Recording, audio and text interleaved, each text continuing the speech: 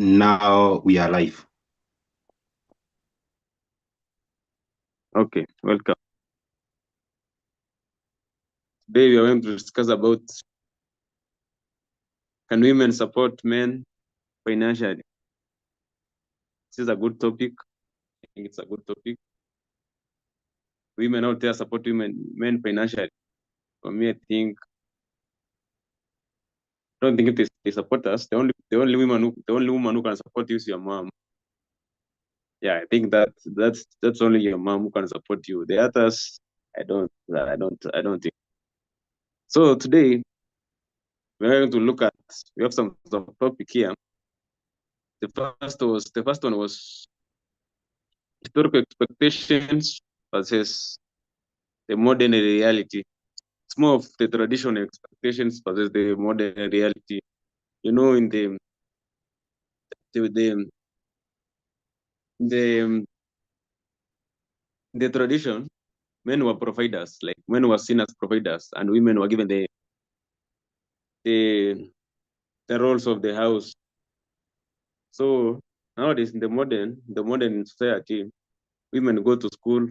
Also, the boy child, the male, they go to school. We get jobs. Women are doing jobs. So like you're both working. So I don't. So we're going to look at. You can raise your hand. Do women provide in the modern society because they are working? Do they provide like today? Today can they can they support men financially because they are working? You like a man? Do you feel like your woman is supporting you and like a lady? You support your man financially? You can raise your hand. I see a hand. You can raise your hand, Maurice.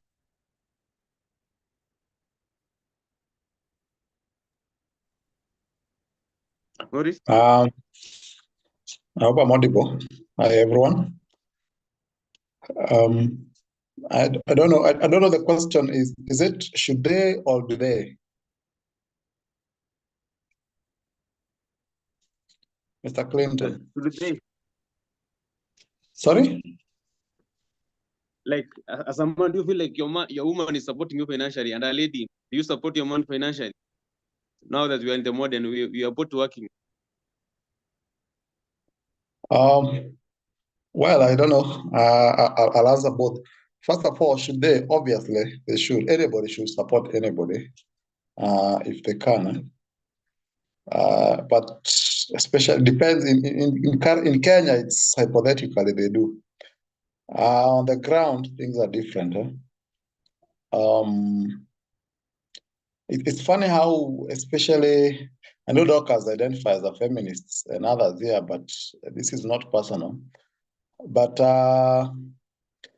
it's funny how we keep talking about getting rid of those traditions and those baggages that keep holding us back. But somehow we seem to be pick and choosy on which traditions we like. And then, and then the ones which are still very archaic but benefit us, we seem to embrace them, whether they oppress the others or not. I'm very disappointed, kind of, with the current generation of Gen Z, especially this. They have this slogan that, for a lady, my money is my money, the man, your money is our money. Then how are you different from my grandmother's grandma? Who just go farming, and it's kind of crazy. So the way I look at it, should they? Obviously, anybody. It should not. Actually, the question should not be whether women can support men. It should be, should people in a relationship or in a marriage support each other financially? And of course, it's yes. That is idealistically. Realistically, it's very hard for a woman to support you financially. They buy 2 eggs and they feel like they have invested a Boeing, they have invested a whole Boeing on him. And you'll never hear the end of this thing. And I don't know if it's by design, that when they invest a little bit, they remind you so much, not because they're actually bragging, but I now come to think of it, it's maybe a strategy, it's a warning. It's like a warning that this is, I've spent 100 shillings on you, and this is how much I've bragged and nagged you on it. Now, do you dare ask me for 500 shillings next time? Now, if this is what you got through with 100 shillings, dare ask for 1,000, then you'll see what it is. And it is so natural. And I used to think sometimes women are mean. Women are not, it's so organic for them. It's so smooth. And finally, on the contrary, yeah, you'll find yourself. I've seen men who actually spend on their women. Most men do spend on their women. Like, no, they spend until I'm like, okay, this is big money. This is generosity on steroids. I can't do half of this. And yet you see the kind of gratitudes they get back from these ladies. They have done 99%, but everything here is 1%. Everything here is 1% that was not done. And it's so organic for ladies. They're like, oh, he tried. He bought me a car, he bought a house. But I mean, why can't he get me a small watch? And they will talk about the whole, especially when you hear the ladies together, they will talk about how they were not bought that important watch they wanted. Yet, the man has provided the house, the man is indebted buying them a car, the man is indebted giving them a career, taking care of the family. I don't know. It's a mystery. Maybe we are not the same. I suspect. I doubt we belong to the same species. Yeah, I'll pause there for now. Mm-hmm. Okay, thank you. Who was next? I don't know. It was Mariuki. Mariuki.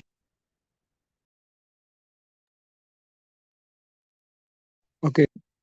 Thanks, Clinton. For me, what I'll say, times have changed. Not like the olden days were different. Now times have changed. So I think it's okay for women to support men.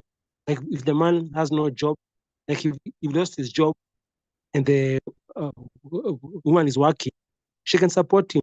It's okay. Thanks. Okay, thank you, Mariuki. Juliana.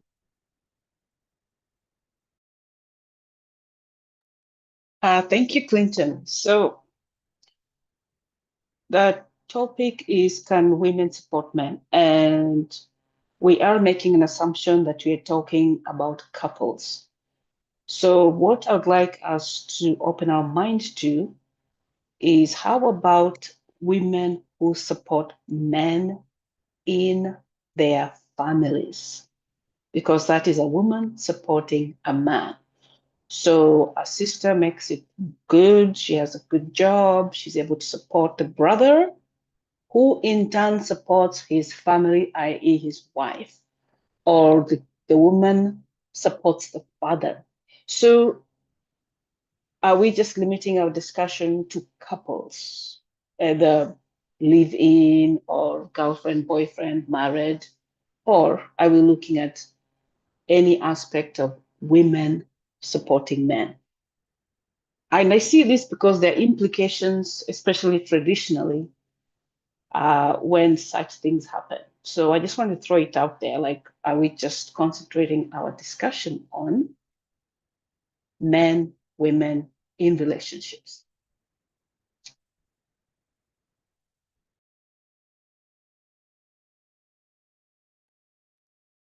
Okay, thank you. Dorcas.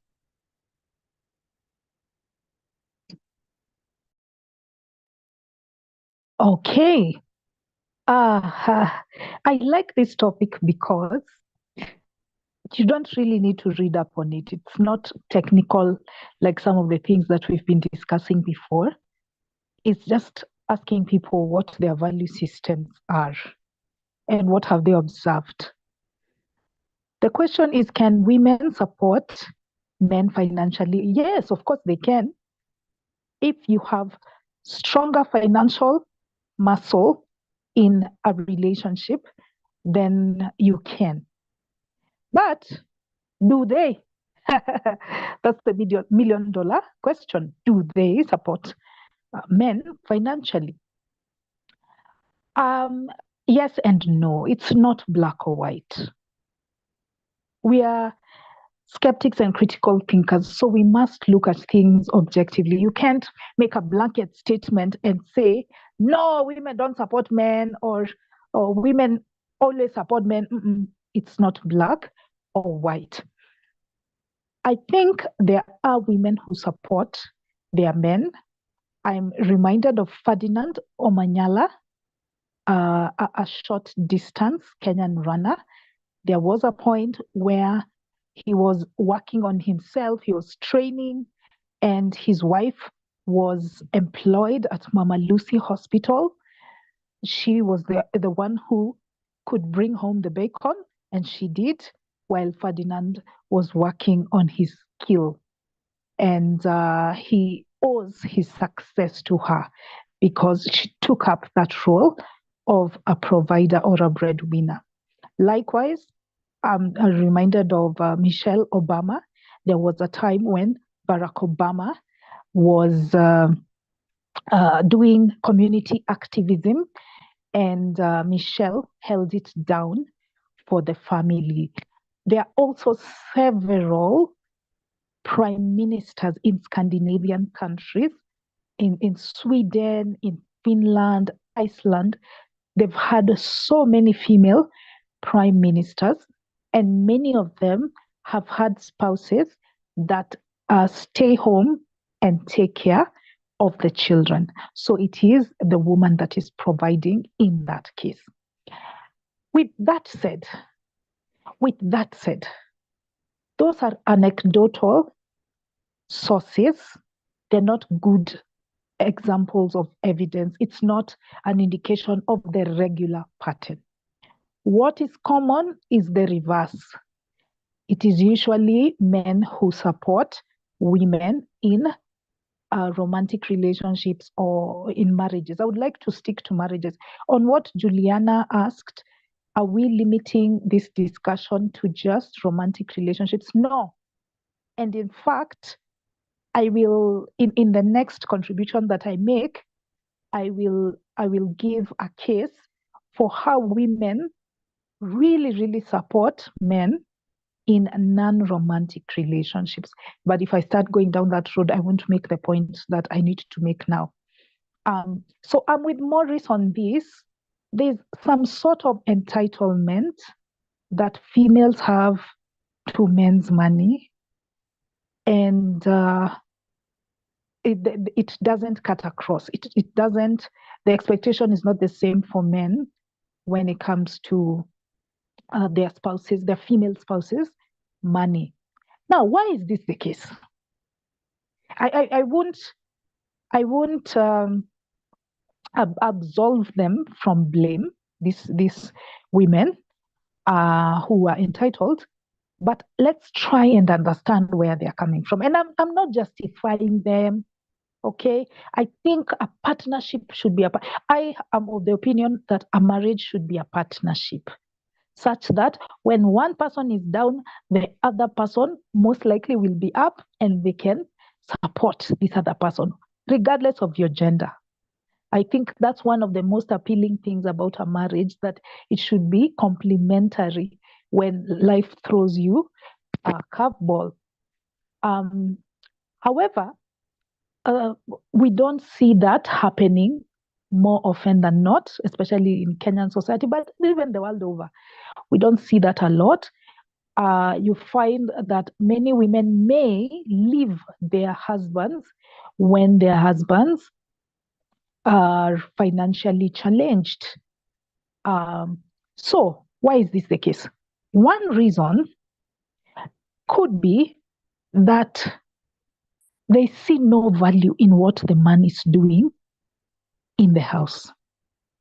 You see, the reason why women are supported financially by men even to the point where they are housewives. They're not working outside the home, they're in the home, but the man will give her money and he will take care of all her needs, is because she's giving something of value in the marriage.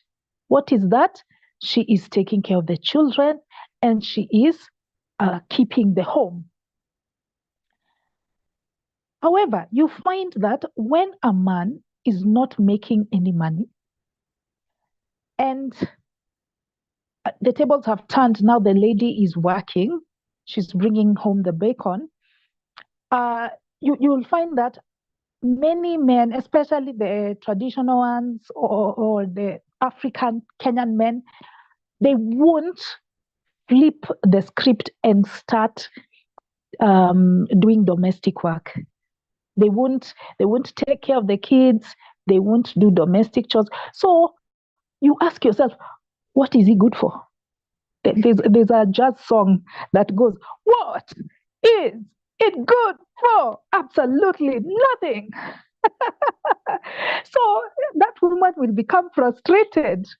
She's like, this guy expects me to go and bring home the bacon. Then when I come back home, I'm the one to wash the kids. I'm the one to cook. I'm the one to do the dishes. So that's why it builds resentment in breadwinning women, and they lash out on men, because I hear some guys complaining, yes, women can provide financial support, but they're so arrogant about it. It's because they feel that it's an unfair trade. You're providing for this man, but the man is not doing anything in the home. So that could be one of the reasons. On the other hand, there are some men that go out of their way to bring value. They bring something to the table and they do take care of the children or do domestic work, but the wife would still be resentful. Why? Because she's holding on to that traditional mindset that men should provide. And that one I challenge. I keep saying that the ability to wash dishes or is to supervise homework is not encoded in your vagina or your penis. It's just a decision that we make. So you find that those women, because of their sociological conditioning from the time they were little, they say, me, I cannot get moist for a dependent man. That's how they've been taught. Yeah, so that's a mindset we need to challenge. But the other one of him not bringing something to the table, him just lounging around the whole day, that one, I kind of understand where those women are coming from. Let me leave it there for now. I'll continue later. Thank you. Okay, thank you. El maestro.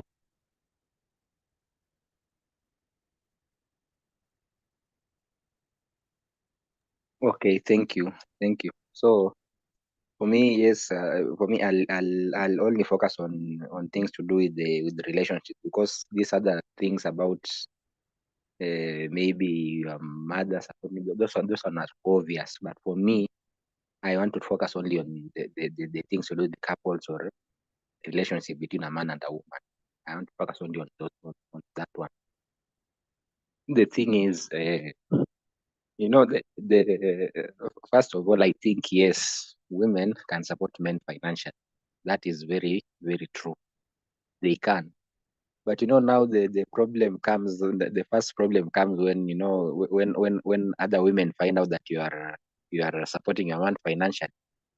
They try to maybe guilt trip you, saying, how can you be supporting this man? He'll cheat on you, and he'll leave you, even he'll leave you, or these things of trying to guilt trip a woman because she loves her man and she's supporting her man. Or in these instances where the relationship is 50-50, the man is dealing with maybe the rent, the water, the electricity, or then the woman is dealing with the food, or the man is paying the school fees, then the woman is paying, these things. So to do it 50-50. Some women try to discourage the other women from doing that. and I don't know why. I don't know why that's the case. But then comes now my point number 2. Men, I don't know. We have this certain ego, in us where even if there is a woman who wants to support you financially, you cannot accept that because you want to be the king. You want to be the king, even if this woman has a job. You don't want her to be providing anything in that house. You want to, because you want to be the god. You want to be like God in that house. Everything it is you. You don't want your woman to be providing anything there. I don't know. Maybe the reason is can be maybe time ya kuachana. Maybe she leave you because atatoka kwa nyumba yako na ataacha kila kitu because ni wewe ndio umenunua kila kitu kwa hiyo nyumba, whether it's the TVs, the what, everything it is you. I think maybe that ego, I don't know if I should call it ego or insecurity. Some women want to support the men, but some men they refuse. Some men even don't want to have a woman who has that money. They just want to have a woman sit at home.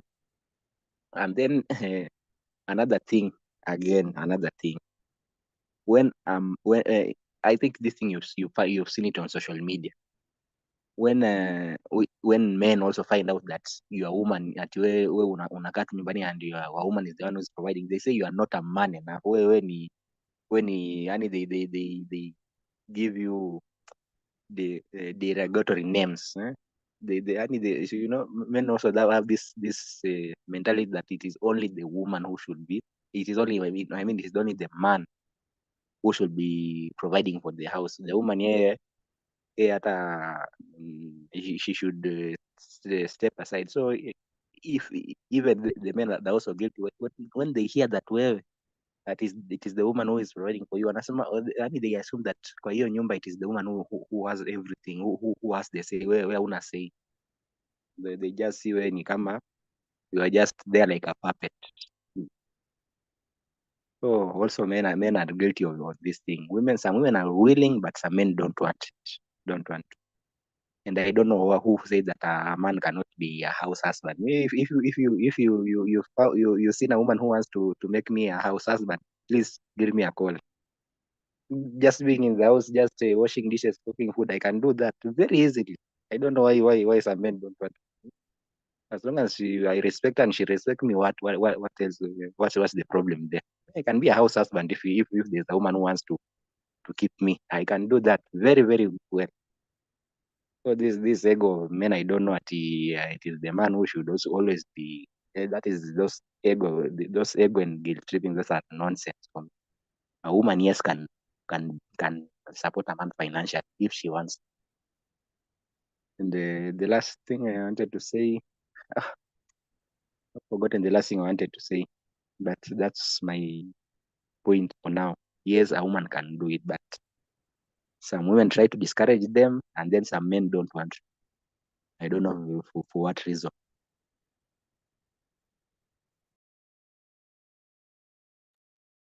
Hey man, you want to be a house husband?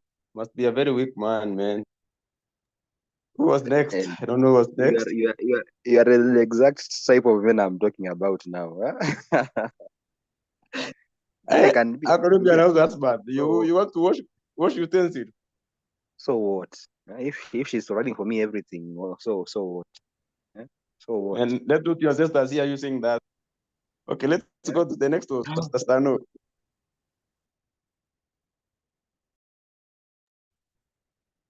Yeah, I think much have been said. So for me, I think I will just give my real life situation. So for me, I think I normally support my wife in some duty in home. Sometimes I can cook. When she is busy, maybe in the shop, because I normally come early from work. So I can assist her when we don't have a boat. So like there was a time we live for around 2 months without a boat. So I was the one who was taking care of what to eat. I was cooking. Sometimes I could be able to wear some just few clothes, not to go naked, as we wait for another person to come and clean everything on a certain day. So I was just helping because she is busy. So for the work of the home, like cooking and the washing utensil and the also washing clothing, that is not the work of the women. It's for all of us. But because of the stigma or because of what the society is looking at us, sometimes people may wonder how Stan, you are doing something in home. You are not supposed at all. You are shaming men, those mentality. But for me, I don't care about those mentality. So because I understand CSBC, when there is a gap somewhere, I have to assist. And initially before, when she was just a housewife, sometimes I could be able to surprise her by telling her, today you are not the one who are going to cook. I will just cook for you. But every day she was the one who was taking care. And yes, I try to surprise her. So, but when there is vacant, I have to take a step and fill that then gap. So, but if I could be able to listen to the society, or I could be able to look what the environment is, I could not do all those things. But for me, I say, let me try to do what is I think is right, but not what society expect many to do. So about supporting me financially, I cannot speak much because I'm always the breadwinner. Apart from the other day, I just opened some kiosk for her. So, and I gave her the burden to be paying the rent and also the thing that we are going to eat. And for me to concentrate with some other issues like loan and some development. So we agree on that. So she is very supportive. But there is some time when we have some quarrel. You find her saying, you know, I marry you when you had nothing, or what you have is because of me.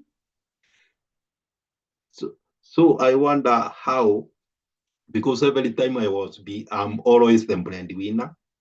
All my effort in Jombadi looking for some tenders, she was always a housewife. But when something minor come in, maybe I assist a certain friend or one of my relatives. You know, everything you have is because of me, whatever. So that mentality, that what Morris was speaking about, or a master about bragging for something little maybe somebody have given. I'm not saying that she have not done a lot of work in our marriage, but I'm just trying to figure out that if those minor thing contribution can cause those chaos. I don't know what if she's the one winning a lot than me, what can happen.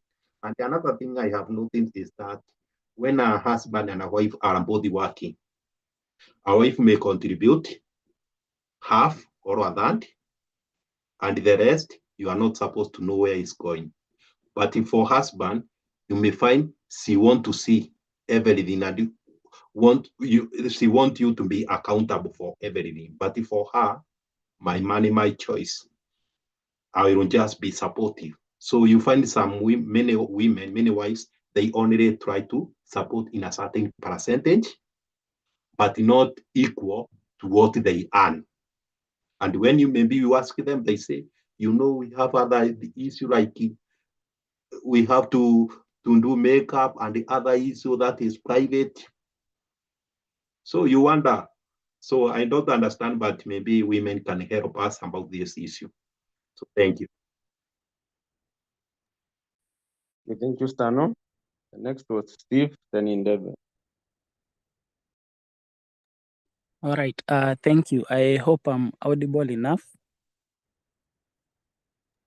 Yeah, Hello? you're audible. Yeah, you're audible. Okay.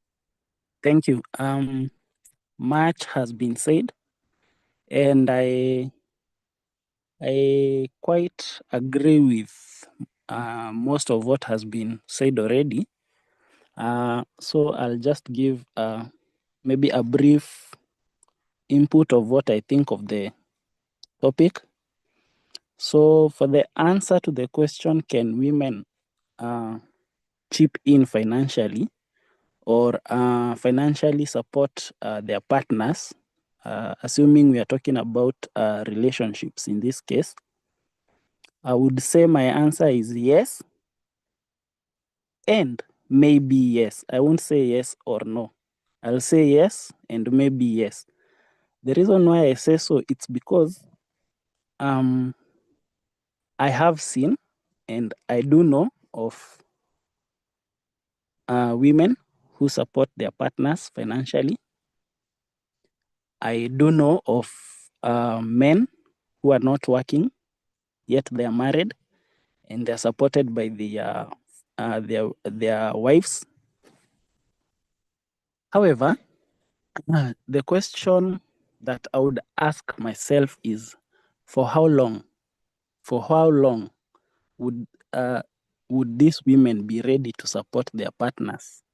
Because I've also seen situations whereby a wife supports the husband, but after some time, they just get tired. And they are even influenced by the society. People will keep asking them, how comes your husband is not working? How comes your husband is not working hard to get a job? Kwa nini husband yako hajitumi? Why doesn't he even go and try out these manual jobs like mjengo, that is construction work, and the like, just to bring something to the table? So I would say yes, they do, but for how long is what might vary. Some may get tired, or some may feel cheated on by basically supporting their partners. So I think I wouldn't judge them negatively. I think it has more to do with what Morris and Dorcas have said. It's something that is like somehow ingrained in them through cultural norms, because historically we know that we had gender roles when it comes to families, and men were tasked with the role of financially supporting their families, while women were seen as were known to play other roles like taking care of children in the home. And the men would go out there, they would go hunting, they would go and maybe do businesses elsewhere. They would go for as long as a week and then come back and bring food and money and food products to the family. So I wouldn't really judge them, but I think with the women empowerment campaign that has gone on, and it has actually enabled women to get jobs and get equal pay just as men, I think it's also something that the society should also work towards abolishing. That is the gender role and the issue about men having to be the only people who should provide, because we now have dual income families where both women and men are all working and getting money. And I think nimeamsha mtoto, so I don't know whether I should continue, but there's an example that Dorcas gave where we have situations whereby men are not working, they're not earning anything, they just stay at home. They don't do the chores at home, like washing dishes, doing laundry. But then that reminded me, when Dorcas was giving that example, it reminded me of a friend of mine, a male friend. He had lost his job, and he was actually very ready to perform the household chores like washing clothes, dishes.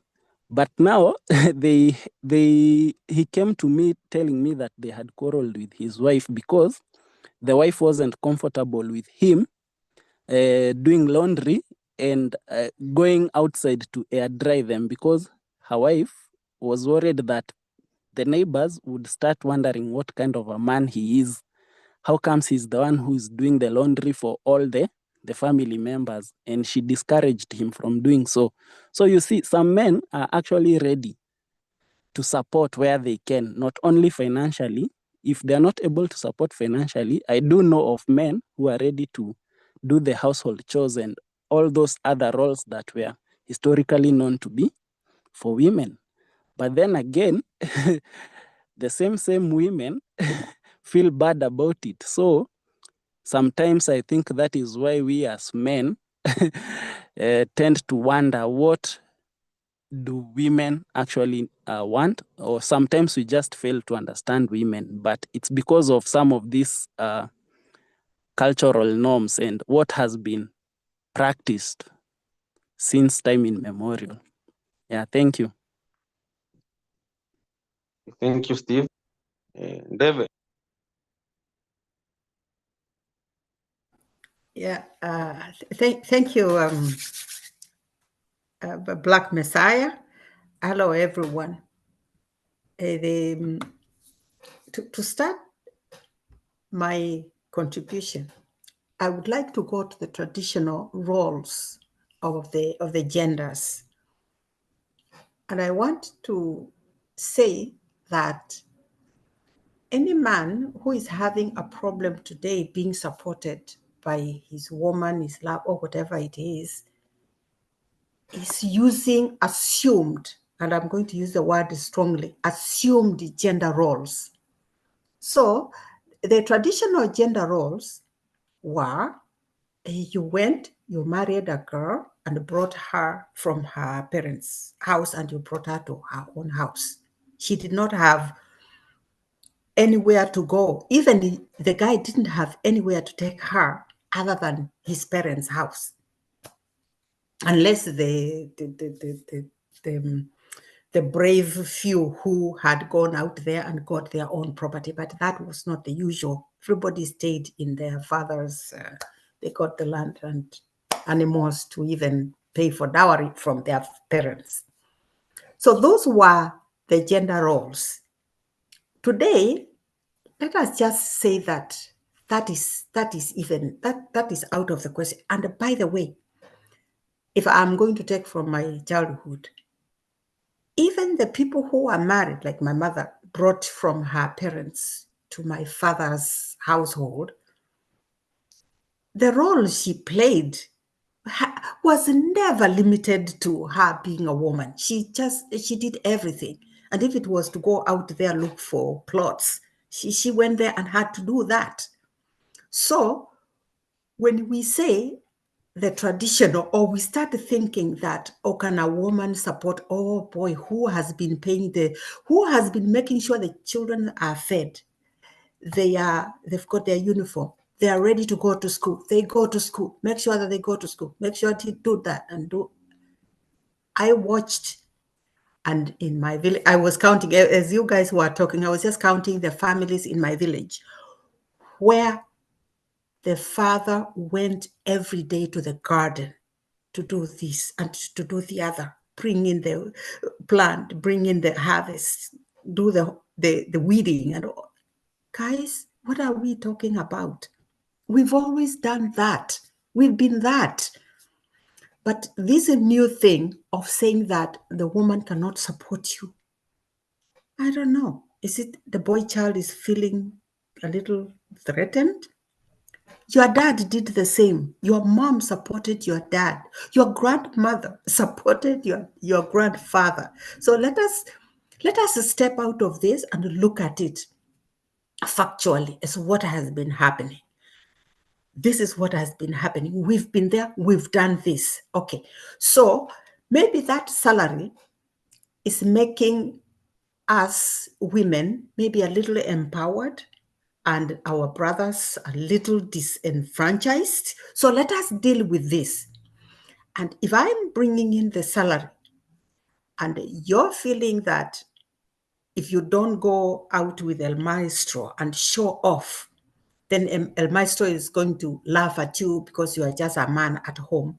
Then you want me to give you the salary so that you go and blow it out there. No, I'm not going to do that because I worked for 30 days for that salary. I want us to sit down and decide how that salary is going to go. And you probably, unless you are a very, very strong man, and I mean you are a strong man, you're going to want to be the one in charge of that salary. And I'm not going to allow it because I want that every penny of it to go to good use. However, if you are a home, if you are the home husband, you have to have some money to go out there and do your thing. But you probably have to decide with me how much of that money you are going to have. You're not going to be the one, I just earn it and I bring it. No, it's not going to work that way. So let us first of all decide that traditionally, even if it might look as if our fathers did all the heavy lifting, they did. I'm going to start with my own father. He didn't do. It's my mom who did all the heavy lifting. So actually, may I just say this? By the time these two people died, one totally, almost illiterate, and the other one a little bit better placed. My mom had more property for us to share than my dad. You go figure. So it means that she worked. She worked and she earned everything that she had. So what I'm saying is they've always done the heavy lifting. So let us, because if we do not put a dollar or money value on taking care of the baby, taking care of the toddlers, making sure we go to school, cleaning up, we are well dressed, our clothes are clean, and we've got our best Sunday best, go to church. If you don't put the dollar value to that, you don't think it's a lot of money. A guy ought to try that and do that and see how much it costs, how much value there is in doing that kind of work. And therefore, then you can be able to say that, yes, women do the heavy lifting. So it is not just when they go out there to work, even when they're at home. So even a home husband, when he's going to be home, taking care of the children, taking care of the house, mopping the floors, there is dollar value to that. And everybody can be assigned their dollar value in what they are doing. So yes, women we've always supported our men, and it takes a very strong man to say, okay, I'm going to be at home, you go there and you work and you bring in the bacon. But it takes a very strong man to realize that they are dealing with a capable woman and to allow her to be that capable, because it's for the family to allow her to be that capable. So so the thing is for the man not to be tearing down the woman because she is the one that's bringing in the bacon, but to support her so that she can bring in the bacon. And the woman, for her, is to know that, sister, we've always done this, so go ahead and bring in the bacon like your grandmother brought in the bacon. That's I don't know. I know we need to rebuild the traditional things, how we did things traditionally. Thank you. This is a very exciting topic. Thanks everyone. Yeah, thank you. Okay, as we continue, I want us to look at the next topic. Can a relationship survive if the woman is the main provider? Okay, for me, I think the relationship won't survive. If the woman is providing for you, it won't survive. It will survive for the few days. She will provide for the few days, But as somebody said that she will reach a point where she will get tired. And from there now, like, yeah, I think like that relationship won't work. So Mandy, you can talk as you also look at this next chapter.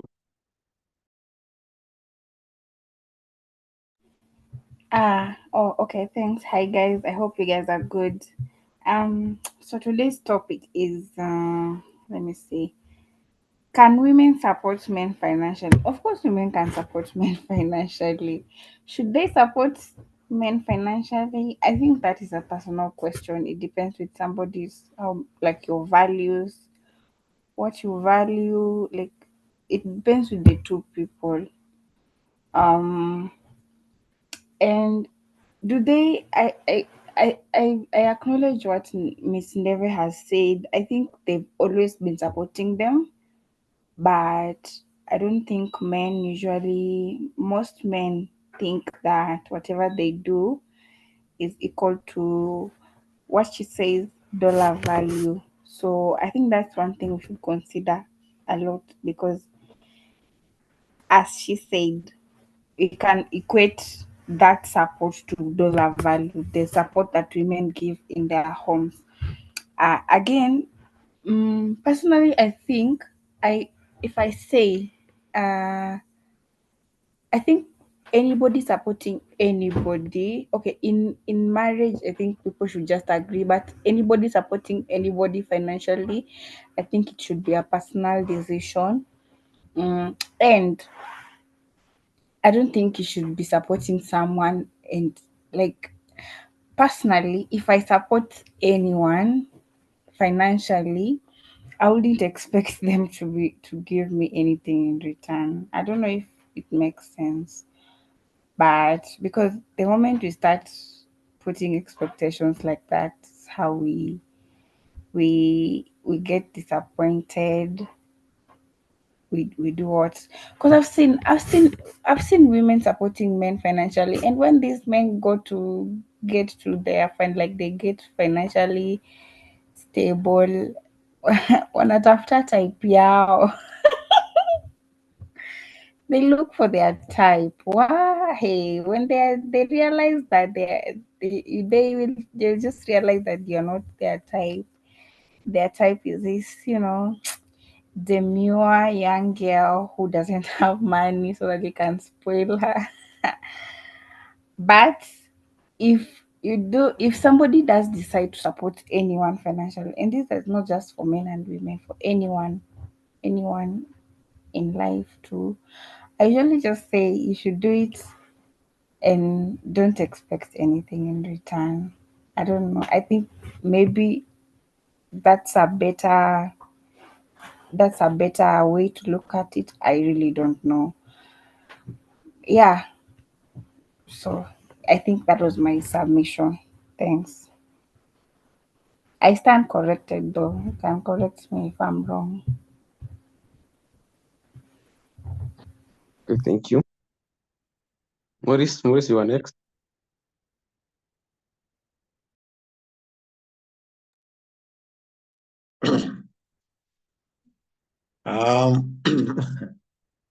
It's I love the optimism we are getting from the ladies. I don't know if we live in this country, or at least in this society.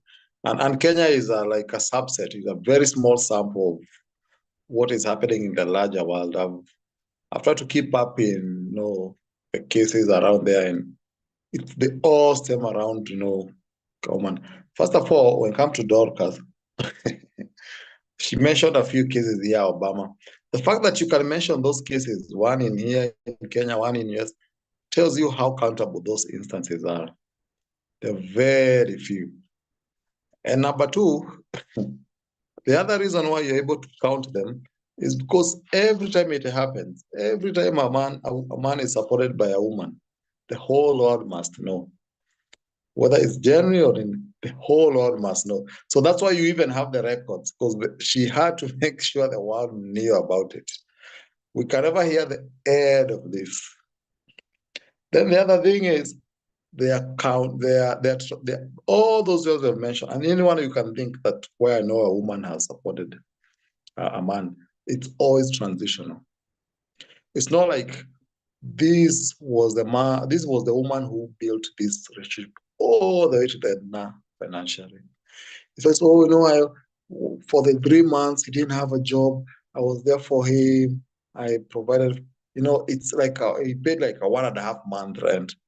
And it's like, oh, where would this man be without me? But this man has been paying rent for 20 years. But that 1 month you paid, you're like, oh, I'm a very supportive person. So it's all those support you hear, it's transitional, and mostly because women are also very good at identifying potentials. In terms of someone who has potential, they can build you. That's a fact. That's a credit you have to give them. They can build you in terms of financially, economically. They can be able to help you manage your money better. Most men are obviously careless with their money, and they can identify someone who maybe is poor, but if fix 1, 2, 3 things, they can be something, and they're very good at that nurturing aspect.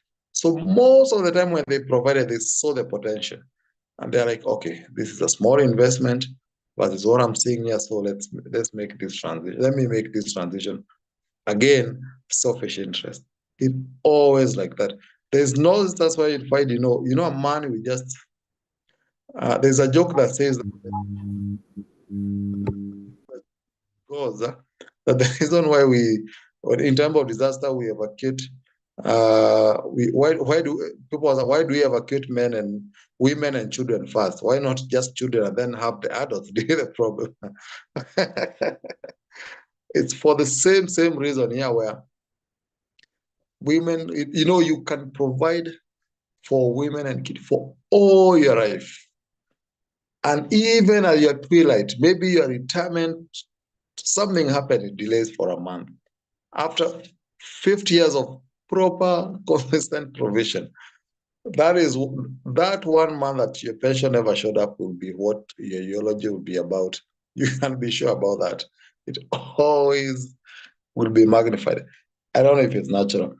El Maestro says something to do with, some men are not willing to, I'm not willing to know, are afraid about this role or whatever. Personally, I'm not afraid of it. In any case, I'm looking for someone to keep me. If someone has enough money. If what women can do, men can do better. Pia si tunatafuta mama kama mnatafuta baba. Pia si tunatafuta mama. So yeah, I think in an ideal sense, I don't think men would have, especially nowadays, like what role, even without that gender role issues, what job do men do nowadays? Personally, I cook. It's not like it's a job. I do laundry once in a while. I do all these things. So what is this that I would be afraid that someone is doing? So I don't think that men are really afraid of this role. And if your ego is coming from not washing, if you are, it's talking about being a real man, being a man enough. If your being man enough is coming from this traditional role, then you really need to evaluate your masculinity and maybe work on yourself, because you don't become man enough. First of all, it's a concept that is supposed. It's just a concept that is a fictional concept for people to try and create artificial standards. For their own, to fit whatever they think they are. So if I think like I'm good at X, then I will always, whenever I told people, I'll be telling people, if you don't have X, then you're not man enough. When I'm talking to my friend, if you don't have this, because I want to define man enough to what I am. First of all, that means I think I'm the IS standard for a man. And so I'm telling every other man that if you're not like me, then you're not man enough. The other one, if maybe I'm poor, but maybe I'm masculine, I have muscles. Someone else maybe is rich, but doesn't have the physical aspect. So everybody pushes for, what is a man? What is a real man? What is a man enough? Is exactly what I have. The one with the riches think, man should be able to give the woman countless money. The other one think, everything defines the biggest, best things according to their own personal standards. So every time a man there is telling you, yule mwanaume, that was si mwanaume, that's a reflection of themselves. They have set some standard in their own mind, and now they're trying to rate you with that. And that's why it can never bother me what people say about me, like, oh, calling you man enough. First of all, you've already established, oh, you're a real man enough, and you're the highest standard. So I don't think it works. Finally, to answer the question whether the relationship should survive, again, it should, but it will not, because even the noble cases we have had of King Obama, they were transitional cases. If I don't think they would have survived 2 more years if Obama never got a job and became a lawyer, because I think Obama was an intern in Michelle's law firm. I think that's how they met, and then they continued. If he continued being an intern for 5 years, you think we would be having the story we hear? Maybe we will be talking about Edith and Obama, not Michelle and Obama. Definitely. It will be someone else. It would not have worked. So it was transitional. So obviously, it should work. As you correctly say, it should be a partnership. But it's a partnership that never seems to be a partnership. And it should be a partnership both ways, as David has said. Men should also try some of these roles that tend to be underestimated. This taking care of the kid to school, laundry, whatever. So that I'm not talking from an abstract position, because there's something called Dunning-Kruger effect. And it's very crucial, especially in divorce cases. Dunning-Kruger effect says that we always tend to, it was a study that was done by someone called Dunning, another one called Kruger. And it says that we always tend to overestimate our effort and underestimate other people's effort. That's why in every divorce case or in every couple, if you go and ask them, how much have you contributed to the success of this couple or this family overall? You ask them separately. The answer will never be like, this one will say, I think I've contributed 60, the other one 40. Everybody in that family thinks they've contributed 70, 80. The total always come to 170, 180. So everybody tend to overestimate their effort and underestimate the other. So that is why a man who also provides, and then it's just like, oh, this woman just sits here all around, take kids to school, do some cooking and laundries, and do small stuff, and then sleep. So it's a very natural human thing to underestimate other people's effort and magnify our effort. It is, in that sense, I think I agree with David that men should also, once in a while, out of caution, put themselves in those shoes of those quote-unquote small jobs and see if they're able to handle them. And then they're able to judge from an informed perspective. Similarly, dear ladies, just decide for the next 3 months, 6 months, everything on you.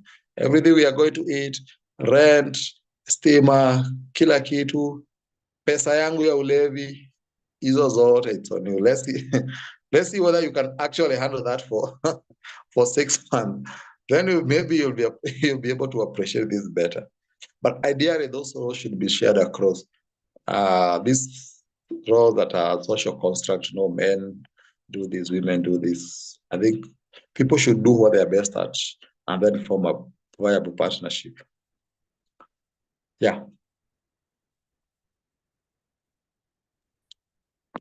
Okay, thank you. But I would love if the ladies would tell us, do you support your man financially? And the men can also tell us if you have a woman who supports you financially.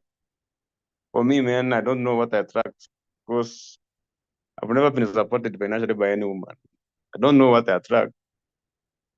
But there's no woman who has ever supported me financially.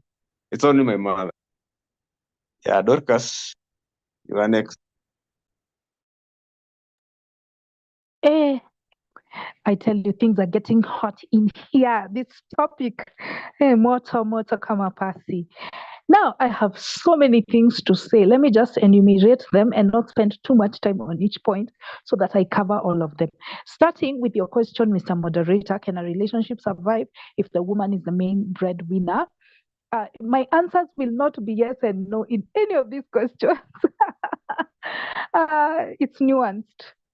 The relationship can survive if you talk before you get married or move in and agree on that possibility. You must discuss gender roles. I keep saying this is so crucial, yet it's something that couples dance around or avoid before they settle. You have to discuss. In the event that I can no longer work, will you support me or will you become the breadwinner in this relationship? The husband now is asking the wife, and she needs to say yes or no. So if you agree beforehand, it can be done. Again, another anecdotal evidence. I know Mr. Washira does not like them. And I also agree anecdotal evidence is not good evidence. But my brother has been in such a relationship from 2012. That is, we are now in 2025, 13 years of marriage. They're enjoying 13 years of marriage, and his wife has been the breadwinner. The main breadwinner. I'm not saying he's not been working and he's not been contributing financially, but she's always been the one that makes more money in the marriage. And she's the one that has covered major expenses in their home. Major expenses, school fees, nini. It's the wife that does it. And they have survived. It's very harmonious. They love each other. To me, they are hashtag couple goals. So it can be done if the discussion is had before and you agree. But if you rely on the default setting is that one that Washira was describing, where the woman will get tired, or she will broadcast to the entire world that she is the one wearing the pants, quote unquote, in the relationship. That's my answer to your question, Mr. Moderator. Now, the next point I wanted to make is on house husbands. What El Maestro was saying, that he's willing, even Washira said he doesn't care if he can get a woman with a lot of money. Ni sawa tu amweke.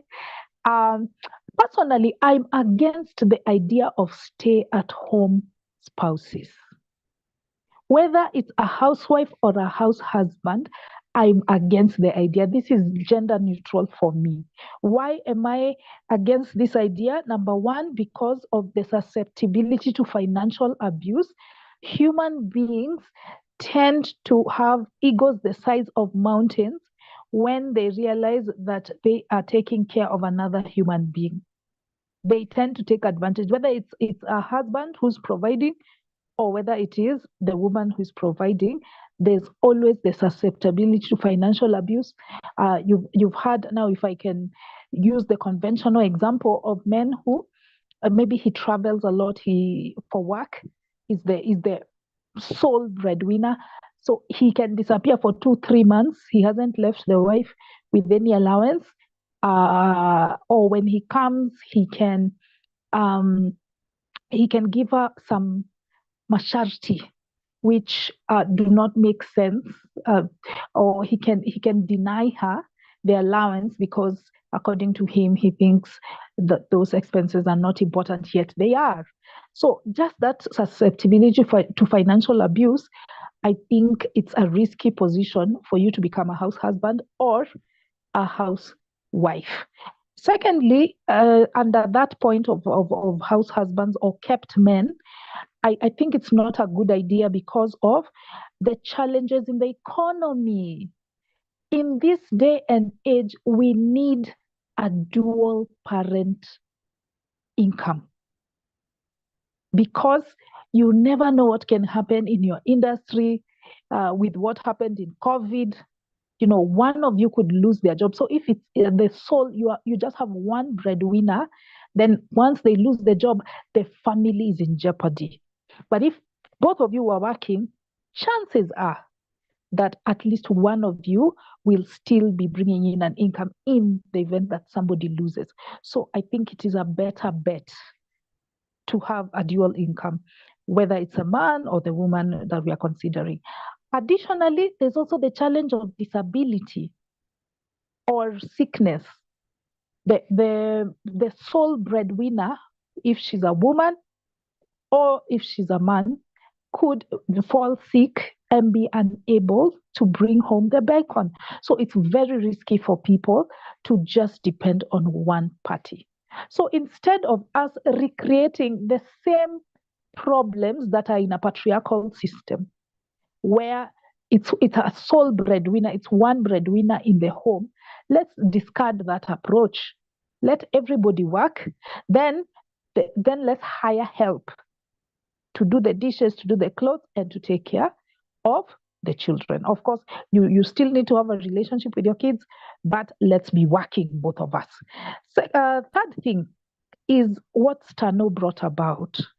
I think it's very pertinent, Stano, that idea of the lack of accountability for certain incomes. When you find that a couple are both working, you might find that the woman requires accountability for the man's money, but she doesn't give accountability for her own money.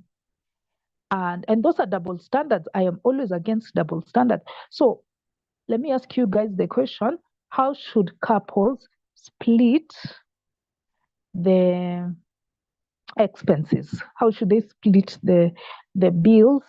And how transparent should they be with their finances if there's that imbalance? If, let's say, one party is making more than the other, how should they disclose their expenditure, and how should they split those finances? Fourth, what about the men who leave you if you support them? As a lady, Mandy brought that up. She said that there are some men, you can support them financially. Then after you support him and he gets back on his feet, he goes and looks for another woman with your money. Oh, so painful. So, if I may ask the members, my second question: how can we deal with that possibility? How can we handle that possibility? Some women choose not to support men financially because they feel that this man, either they will use that extra money, some pocket money, to go and spend on another poor girl, in order to feel like a man, or they may wait until they get on their feet. You pay for his school fees, blah, blah, blah, his training.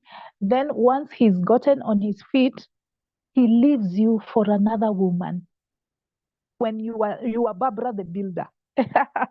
So I'm asking people, how do you guard against that, or how do we deal with this issue of men who are supported by women and then they eventually leave their wives and go for some hot thing, some other woman, or she might not even be hot, but they just go for another woman and not you, who has been there through thick and thin. Fifth, there are men who advocate for the reverse position, like the moderator Clinton, he said, if you're a man and a woman is providing for you, you're not a real man. He holds the position that men should not be supported financially by women. Not even providing per se, but just being supported financially. I think men who hold this opinion are shooting themselves in the foot, because you are not looking at reality. Reality is such that eventually you might lose your job. The economy is unpredictable, or business is unpredictable. One day something can happen and you're not earning an income. It might be transitional, but it has happened at that point. Wouldn't it be nice if your partner comes through for you? But if you hold the opinion, no, a woman should never support a man, then she would be well within her right to not support you, because you're the one who has declined that support. Like it just does not make sense. It's against your welfare as a man to advocate for that position simply because of these archaic gender norms or ego. It just doesn't make sense to me. I'm reminded of this poet I forget what his name, Mwana Falsafa, Mwana something. Anyway, whatever his name is, he was doing a poem in Briban Theatre, and he talked about his father, who used to define his masculinity as that of a provider. And eventually, the father lost his job, they were laid off, and he plunged into a depression because now he couldn't fulfill that role. I think we need to be flexible in terms of how we define our identities as men and as women. We need to be able to adjust depending on what is happening. Last point. Okay, second last. Now, there's this issue of people will talk. Some men refuse to get support from women because they think that the neighbors, their friends, their family will criticize them. And I think that is self-defeating because you don't live with your neighbors or even those extended family members. You don't live with them. You live with your spouse. So let them mind their business. Watasema usiku watalala. I think we shouldn't succumb to such peer pressure. We should live for ourselves and what is most valuable. Last point. I know I've spoken for long. I promised the previous time that I would discuss this issue of women who support men in non-romantic situations. They are rampant. I have done that. I've done that with my brother when he was here before he flew out of the country. I supported him fully throughout with everything. Even that one, he used to be a smoker. I used to give him money to buy his cigarettes and your pombe, whatever. I would support him throughout. And I see it with sisters and mothers all over. Maybe we have attached stigma to the romantic financial support from women, but in non-romantic situations, it's all over. Here in our building, there's that lady I used to exercise with, Mama Twins. She lives with her brother, her younger brother, in her matrimonial home, and she supports him. He's now just entering university. My other neighbor opposite, called Mama Kip, also had her brother staying with her. And we've also seen a lot of mothers, a lot of aunties who support their male relatives. So it's not that men are immune from support, even in the traditional setup. They were getting it, just maybe not as directly from their partners. So let me leave it there. Please answer those questions for me on the one of how do we ensure transparency when we are both earning an income in the home. I referenced Tano's case and the lack of transparency from his spouse. And then the second question I asked you guys was, how do we guard against men who get financial support from their wives and then their wives? And then they leave their wives for some new catch who has never supported them financially. Thank you.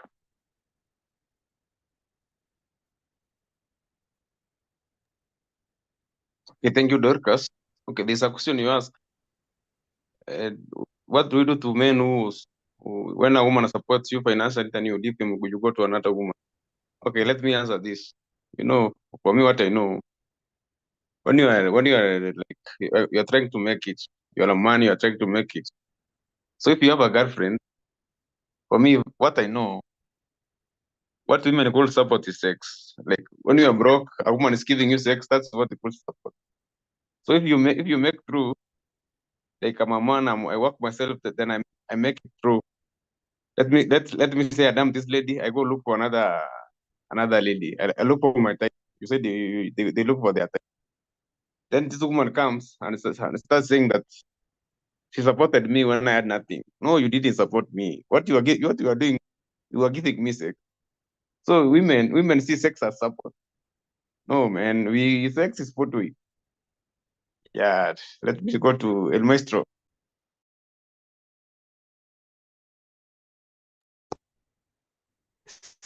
before I answer if a relationship can survive if the woman is the provider, let me first answer Dorcas. Number one, you've asked about this question. I don't know how can we curb this thing of, I don't know if a woman supports a man financially, and then when the man is now on his feet, he looks for his type.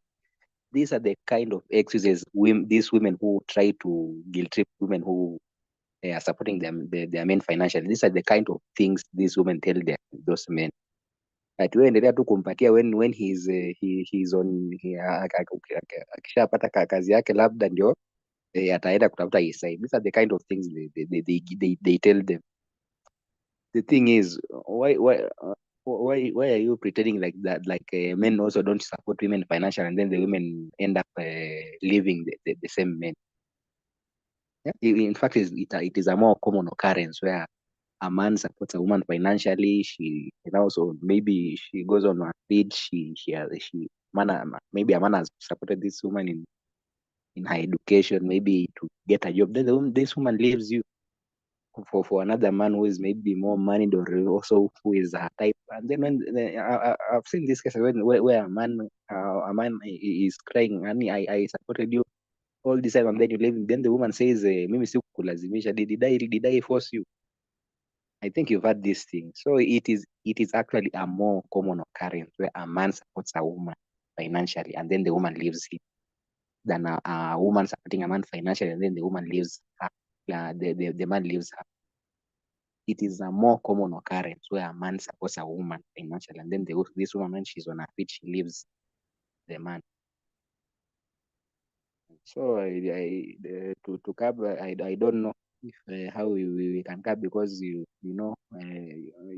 can never know what a human being is thinking in his mind. You never know what he will do in the next 1 or 2 months or in the next 1 year. So human beings change sometimes, and human beings are selfish beings. So the first thing about themselves before that. So I don't know. There's nothing you can do to curb that. Nothing. Just be ready. Just be psychologically ready for anything. Even if you love this person how much, just be psychologically prepared for anything. Then you also said you are against house husbands or housewife. The thing is, let's live in reality. The reality here in Kenya is that it is there are no jobs. The employment opportunities are very very low. So if the employment opportunities are very low, or and now they are more equally men and women who are all working. So we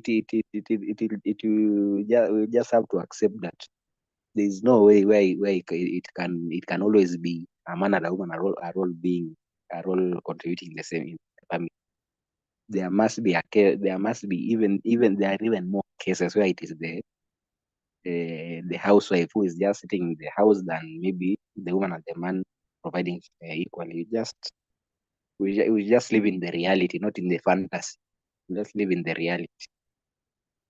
And lastly, okay, there's something I also wanted to say about okay, women support. Can women support men financially? Yes, women can support men financially, but the problem I have is I've never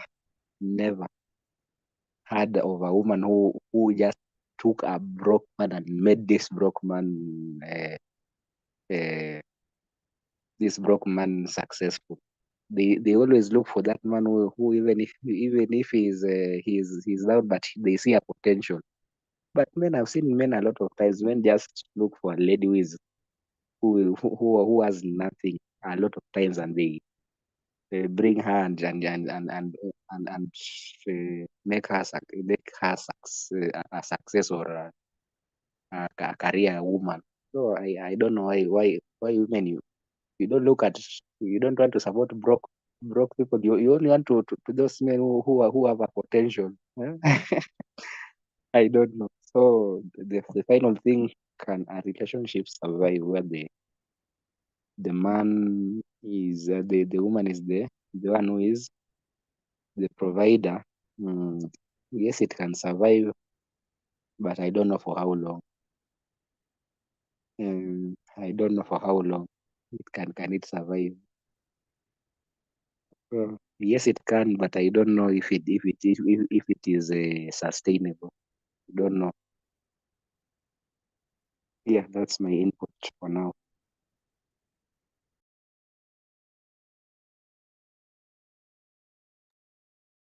Thank you, El Maestro. Next was Steve. All right. Thank you. Much has been said.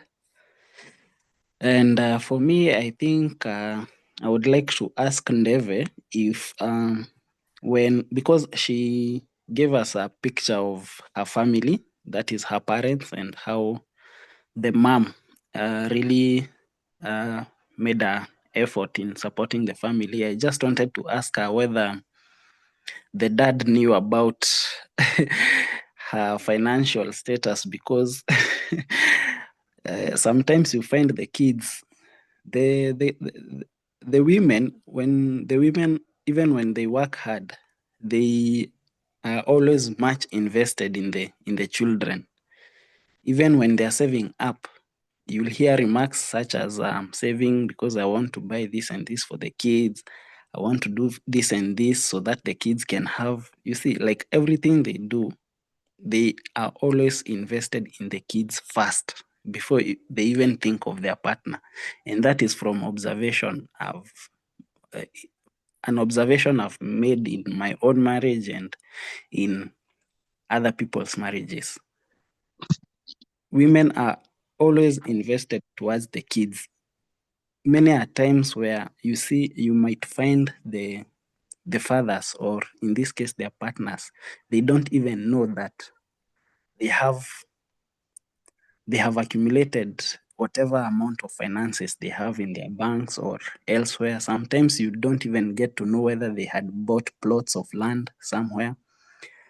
I could go on and give examples, but again, somebody said about such anecdotal evidence being good, the good kind of evidence. So I won't even delve into that. But I just wanted to know from Ndeve if maybe her dad would constantly appreciate the input, the financial input, even maybe in a family when they are all together, the kids, the mom, or whether mom used to acknowledge dad's appreciation because of her input financially. Yeah. The other thing, I wanted to respond to Dorcas's question on how people should support one another financially.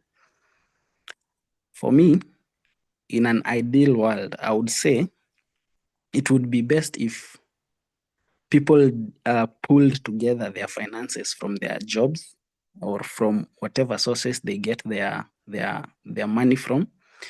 They pull together, and then that way they're able to account for each and every shilling and what goes into where, what goes to do what. They can decide on money that will maybe pay rent and meet all the other basic needs, as well as money that can go into family projects. In this case, I'm talking about married couples, and even those who are in relationships but are yet to get married, but they maybe see a future together. I think that would be the best way to go. There would be minimal conflict when it comes to finances. There would be much progression when it comes to building financial wealth as a family, when each and every coin is accounted for by both partners, unlike whereby you don't know what your partner earns, your partner doesn't also know what you earn, and just meeting the basic needs, you may not progress as much as a family. And remember, where kids are involved or where children are involved, you also want to leave them comfortable even when you depart from this world. So I think having such a common goal maybe like saving and doing projects together for the sake of the both of you as well as your kids, even after you are gone. I think that would be the best way to go about it. But how many times does that happen? Actually, not many times, not many people agree. But I think it was Mandy who said some of these things are personal decisions. I think, however different couples, different relationships view about it, it all comes down to being in agreement, communicating and agreeing that this is how you want to go as a family. So it is not static. It can be either way, but in my case, my personal view, I think pooling of resources and funds would be the best way to go about it. Yeah, I think that is all I had for now. Thank you. Thank you, Steve. Mandy.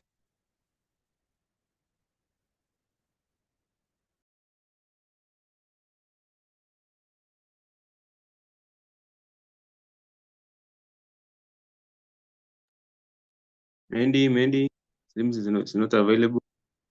Mariuki.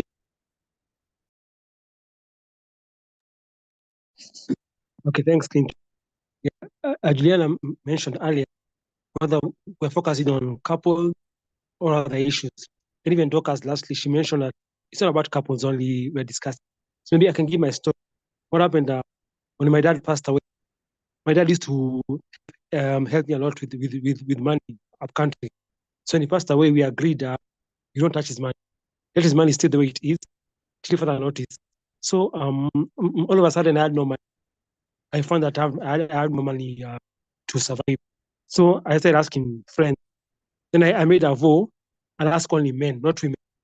Because I'm a man, so I can't ask females or women for money. So I started calling men only. I called men for money. Some helped me, some didn't. Then my options ran out. I had no more options. So I had to call women. So I started calling women, and they also helped. So it was a balance. Some will help me, some will. Just like men. So I discovered that men and women are just the same. Because the same help I get from men, I'm getting from women also. Yeah, fine, thanks.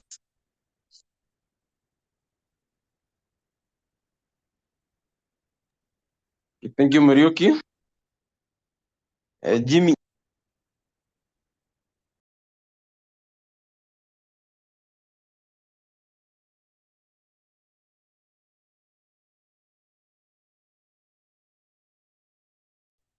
Oh, hi. Hey, hello. It's Jim, not Jimmy. Okay. Yeah, so anyway, my thoughts on this are I think there's no self-respecting man who should accept support from a woman for a long time. Kama ni ile kitu kidogo kidogo, like maybe you are jobless for a few months, 1 or 2 months, it's okay. But if it drags on for a very long time, I think it is very self-disrespecting to accept to be supported by a woman. Yeah, that's just what I think. Because I mean, how does, let's say, a man stay in the house, takes care of the housework, and then the wife goes to work? I mean, how would you even live with that? I think for me, that is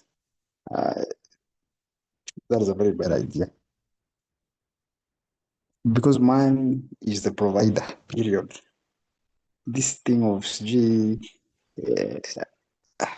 equality, wokeness, at now, I'm not saying men and women are not equal. They're just different. We have roles, and that's why you find, like, if you're looking for a house help, it is, I mean, it's a no-brainer. Everyone goes for a house girl, not a house boy. So there's no man who should stay in the house and the wife goes to work. You should look for your own money, support the family. And if you cannot do that, I don't think you should even be somebody's husband. Yeah. That's it for now. Okay, thank you. Deva, you are next. Thanks, Clinton. Sijui nianze na kujibu Steve. On the side of children, okay, there were the things that my dad did and there were the things that my mom did. For example, if you were weeping and crying and you wanted to go to the Nairobi show, you went to the dad. But other things, most of other things, it was the mothers. Okay.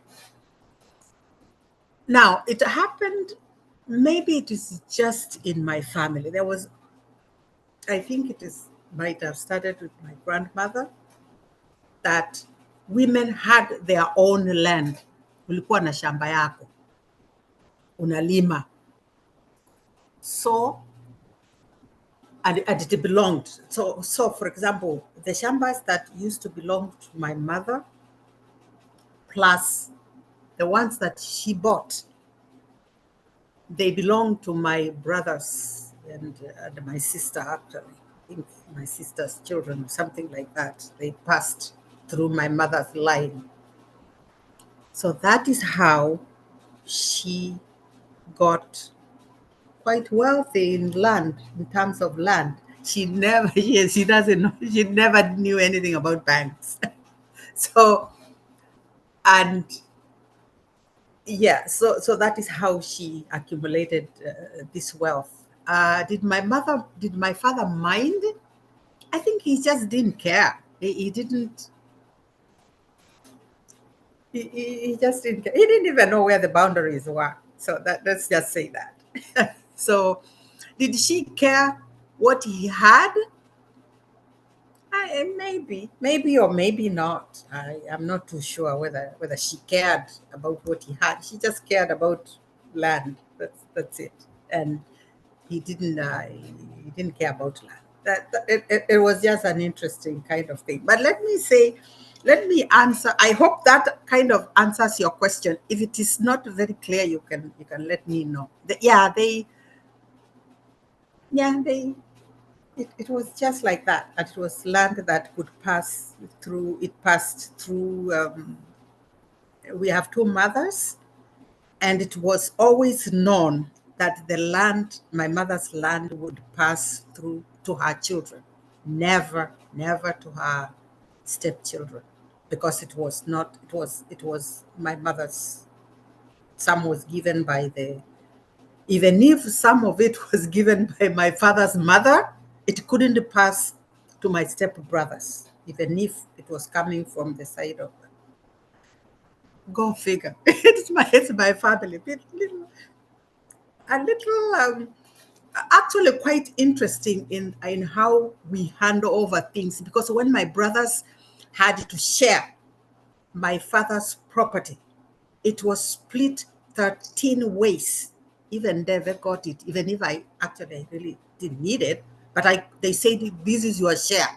You do whatever. Then I did with it whatever I had to do with it. But they made sure that I got my share of the 13 shares that they split it that way.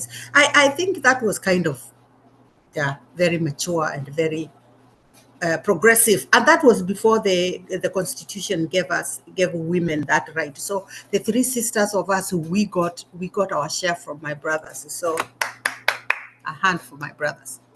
Okay. So the other thing is the question, Dorcas's question: what do we do with men who leave us after we have supported them? And it happens very often, because anaenda anapata ndogo ndogo, and then they leave us kwa mataa after we've supported them. Or after tumekuwa pamoja, I've seen it, I've probably seen it. We build a house together, and when the house is ready for occupation, ndogo ndogo anakuja anaingia kwa nyumba. You are left kwa mataa. So what do we do with men? Like, actually, there's nothing we can, I don't even think that the law has anywhere where it says that you shouldn't do that. I think it is up to the women to protect themselves. Ile pesa kidogo ya jikoni, unaweka fungu ya 10. I'm sorry, that's a Friday statement. But I don't even know if legally we can do anything about the man that leaves us, and women get left. Let me tell you, yeah, women do get left in situations like that. I do not think we can do that, other than just make sure that we have a little bit of our, what can I call, autonomy, a little bit of autonomy in a relationship. And again, I'm going to forward this thing about the kind of conversation that you have before you get married to somebody. Unfortunately, before marriage, there really is not a lot of conversation that goes. It goes that I love you, you love me, let's go get married, this is forever and ever. Nobody ever thinks that it will never, why would you think that it will go south? Because you are not marrying for it to go south. So, and that can be a problem when you're getting into a relationship for the long term, but your emotions and your mind cannot go beyond the short term, because that's how emotions and that's how love kind of works. It works like, this is it, it's forever. I'll never love somebody else the way I love this fellow. Oh, you're so wonderful, but it's never that way. And I have no answer for Dorcas. I can only say that it depends on somebody's morals, and that is not a very good place to hang forever on, just the other person's morals or the other person's way of doing this, and they could change. They find another Ndogo and then they change their mind. They say, oh my God, she looks young. And the men always, will go for the young females. That is wired somewhere. Yeah, so it becomes a difficult situation. It's just that when that time comes, well, it's time for goodbye, unfortunately. Yeah, thank you.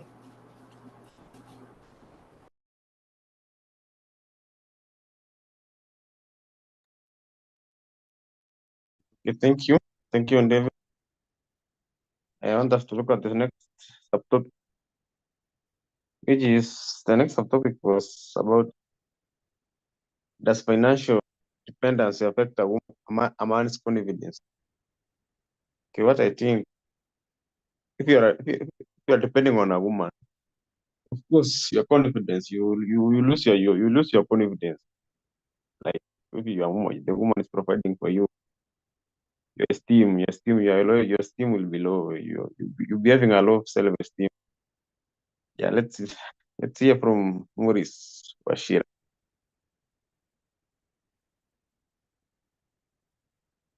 Maurice not there. Dorcas. Okay. As usual, I have a lot to say, so I will go in reverse chronological order, based on how people have spoken. I will start with your question, Mr. Moderator. Does dependency on a woman affect a man's confidence? Like I told you, there's no yes or no for me for any of your questions, Mr. Moderator. All of them, it's yes and no. It depends. If you are the kind of man with a traditional mindset, if you have a traditional mindset where you assume it's my job as the man to provide, obviously your confidence will wane. But if you're a progressive man like Maurice Washira or like El Maestro, who are saying they're open to being kept by a woman, then it will not affect their confidence because it's something that they are actively seeking. That's my answer to your question.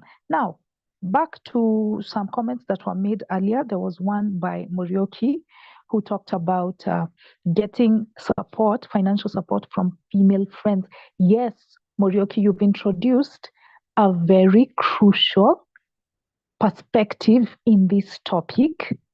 You know, we concentrate so much on the wife-husband dynamic and ignore the friend-friend dynamic. Yeah, apart from the family dynamic, the sister brother support, we also have friends who support each other, like mixed sex friends. In my case, that is so true. Even among you guys, there are a number of members in this society that I lend money to. Okay, I don't support them in that it's a living or anything, but nimewasaidia, nimewapea support either as a payable loan or just a gift. I've given some men on this group money as a gift because the person was struggling and I had some little extra. So we can't downplay that aspect. At the end of the day, both men and women are participating in the marketplace. Both of them are making money. So when one person is down, it is not unheard of for you to ask for assistance from a female friend. So thank you, Morioki, for bringing that angle.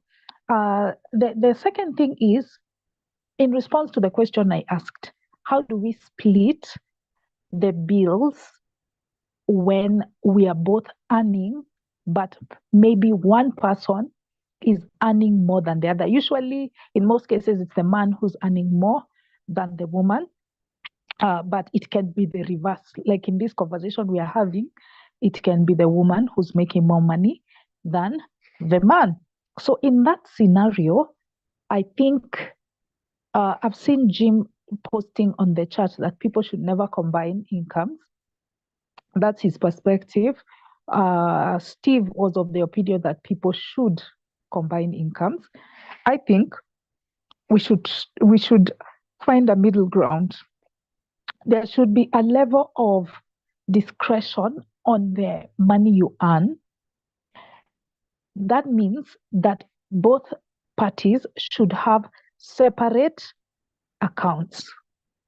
However, since you're together and you encounter similar expenses like rent, like school fees, like electricity bill, like grocery bills, etc., and they are common to both of you, then I think there should be a joint account for your expenses. How much you set aside will depend on the proportion you earn in that joint account. So the purpose for me for a joint account would be to handle our expenses, but we should still have our separate accounts so that you can do whatever you want with your money. At the end of the day, you've earned it. So I think there should still be discretion there. That's how I would answer the question. And transparency is paramount. We can't have double standards where you expect transparency from one, but you are not transparent. The third thing is on what Jim commented about, because he's very strong. He's very adamant that men should never be supported by women. It's a man's job to provide, and it is very unmanly, very woke, and very very backward, according to him, for a man to depend on a woman. So this is the reason why you need to have that conversation. When you are marrying someone, you must agree on the values you hold. If your values are divergent, because I am progressive, but not 100% progressive. I'm the kind of person that does not believe in keeping a husband at home. Like I said, I don't support the entire idea of housewives or house husbands. Let everybody work. But I also don't believe that it is one person's job to provide. I believe that both men and women should provide. When a woman is getting pregnant, at the back of your mind, assume that your husband could die. He could divorce you. He could become disabled. And those kids need to eat. So don't sit at home and wait to be provided for. Both men and women should provide. So you see, my perspective is slightly different from Jim's perspective. It could even be radically different from Jim's perspective. So if we get into a marriage with Jim, we wouldn't last. Because we're reading from different scripts. We need to have that conversation before. And if Jim's position is unchangeable, if he's adamant, like me, it's unfathomable, I can never let a woman provide, then in that case, I wouldn't marry such a man, because we hold different values. So I'm not demonizing Jim. It's okay for Jim and Clinton to hold their positions. I think they should find women. I think Jim is already married anyway, so he's found a woman who holds similar values as him. Even me, I'm not married, but I'm looking for a man who holds similar values as myself. I cannot get along with a very traditional man. Another thing was what El Maestro commented on about fantasy versus reality. And he was saying, my position is fantasy. My position of not supporting housewives or house husbands. He's saying that is fantasy. The reality is housewives are everywhere, and I'm burying my head in the sand by saying I don't support housewives or house husbands by claiming that both parties should work. But the thing is, El Maestro, what is popular isn't always what is proper. Just because something is rampant, housewives are rampant everywhere, that doesn't make it proper. We are critical thinkers and skeptics. Our work is to challenge societal norms that are not working for us. So the points I made still hold. I said I don't support house husbands or housewives because of the susceptibility to financial abuse, because of changes in the economy where that sole breadwinner can lose their job and now the family is left penniless, or because of disabilities and illnesses. If the sole breadwinner is suddenly sick or they get involved in an accident, it's too risky for this stay-at-home situation. So for me, because of those reasons, I don't want both any spouse to stay at home. Let us both look for money. Yeah, I don't go with what is rampant. I don't go with what is popular. I go with what is right. And it's our work as skeptics to challenge societal norms that are not working for us. That's how I would respond to El Maestro. Then, in response to my question, what happens when a man leaves you for another woman after you have supported him financially? How can you guard against that? The answer is no. You can't guard against that. You can't predict a human being's reactions. There have been men, like the examples I gave, Ferdinando Manyala, Barack Obama, whoever, that were supported by women, and they've stood by their women after. But there have also been men who have been supported by women and they cheated or they divorced her.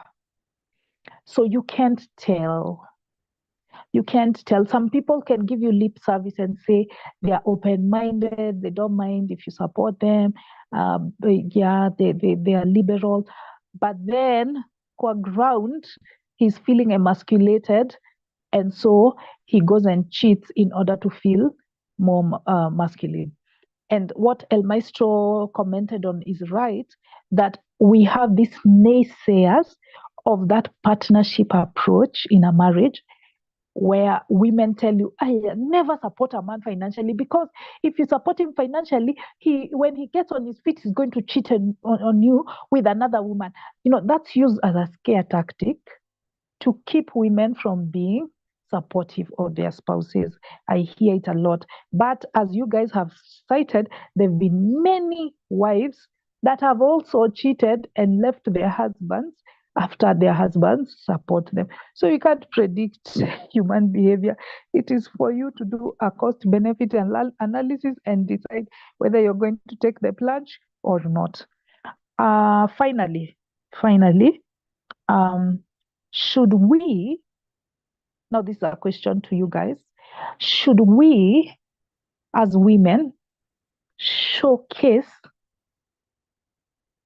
in public, okay, let me not say showcase, but yeah, should we openly take care of the bills in public? For instance, you are planning a vacation and you are the one who's making more money than your husband doesn't have. So when you get to the airport, it is you who's paying because you're the one with the money. Or if you go to a restaurant, you want to go to a fancy restaurant, or you want to go to a concert, and you are the one with more money than your hubby. Your hubby doesn't have any money at all for that hangout. Some people object to the woman paying the bill. They say that the woman should give the man money so that he doesn't feel emasculated. What do you guys think about that situation?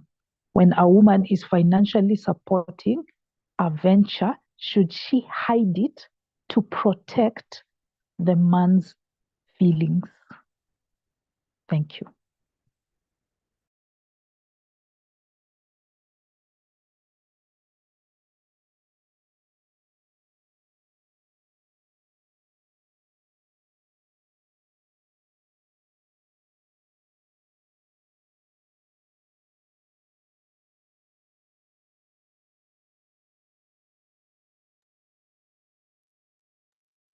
Oh my, Clinton. Oh. He has dropped. But let me also give my input. First of all, Dorcas, maybe you misunderstood my statement about housewives and house husbands. The reason why there are many housewives and house husbands is because of lack of employment. It's not lack of employment. That's why I say we should live in reality. There are very minimal employment opportunities right now. That's why I say let's live in reality. Employment opportunities are few. Then to the point, to the question, I also agree with you, where you say, I don't know, does a woman providing for a man lower a man's confidence? No, for me, it can never lower my confidence. It won't. I will shamelessly be asking for money for this and that without any shame. As long as naheshimiana, I will ask for anything. So when you are the provider, I'll ask for my needs without any shame. So it will only affect those ones who think I don't know, it's only the man who is the provider, like Jim. It's more like Jim who still hold on to the traditions. It can never lower my confidence, not even 1%. Yes. Moderator, you are back. Okay. Clinton, umerudi? Yeah, I'm back. Okay. Yeah, I'm back. Sawa. Who was next? Yes. Is Jim. Jim was next. I think it was Washira. I think Washira had raised before Jim. Or Morris, is it from the last time? Perhaps. Okay. Sawa, Clinton, you can continue. Okay. Jim.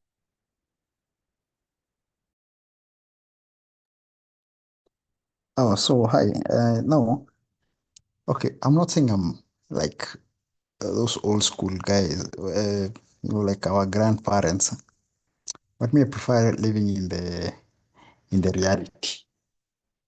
Even those cases that people are mentioning at SG Ferdinand Manyala, SG Obama was supported.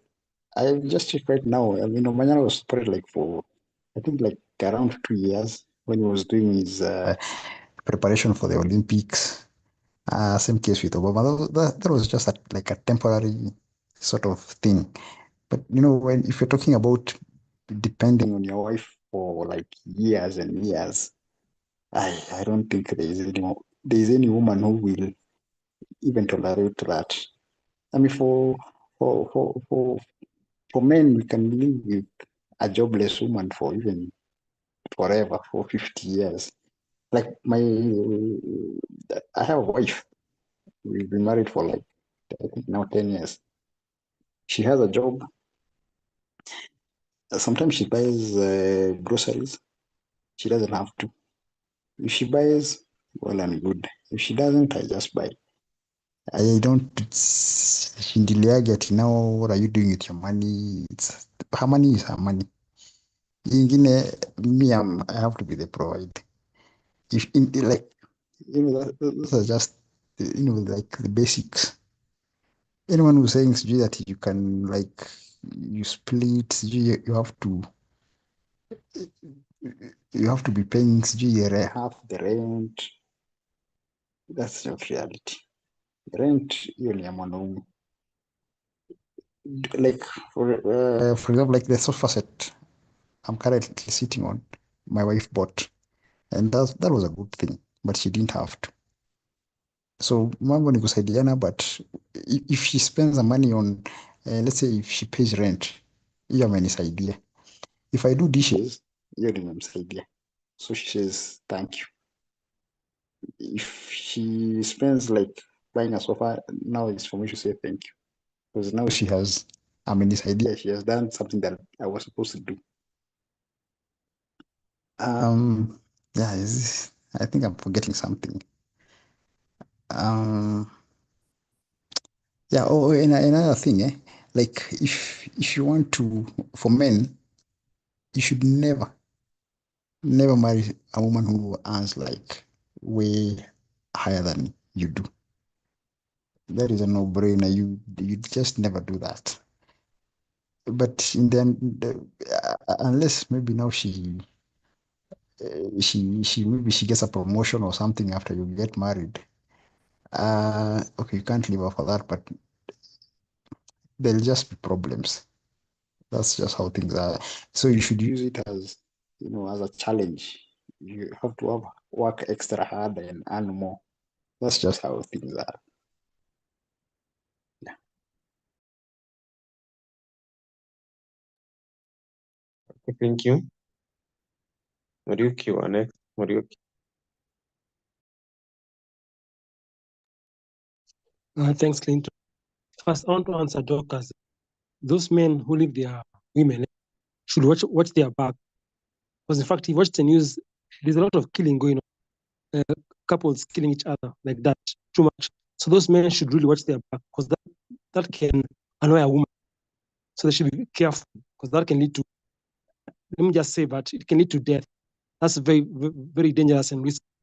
Then also something else I want to mention is what Doc has about being open. See, I have a friend of mine. She lives in England. So when she comes to Kenya, she calls me. I come, we have some food together. So of course, it's how we pay it, because she's in she comes from England, Ukomaju. So of course, she calls me. We come, we eat together. She pays for everything because she's from England. So and I don't hide it, because I can't compare myself with somebody from England, and I'm not ashamed because she's a female. But it goes without saying, it's how we pay the bill, because she's coming from a place that's more advanced than me. Thank you.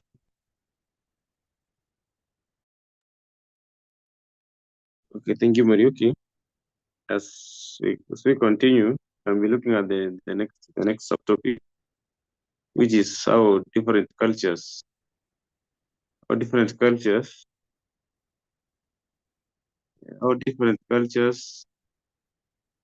view women supporting men financially. So like the Africans, we always believe that the man is the provider, is the one who should be providing. The woman should be working, she should be building the homestead. So yeah, we can be looking at that as Steve, you speak. Steve.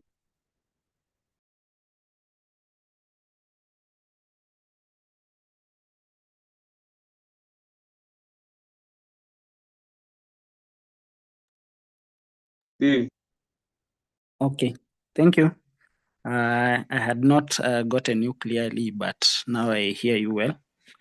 I just want to give my input on what has been said. I wanted to respond to Dorcas's question that she had thrown at us concerning if one would be comfortable when a woman openly maybe pays the bills and all that. For me, personally, I don't have an issue with that.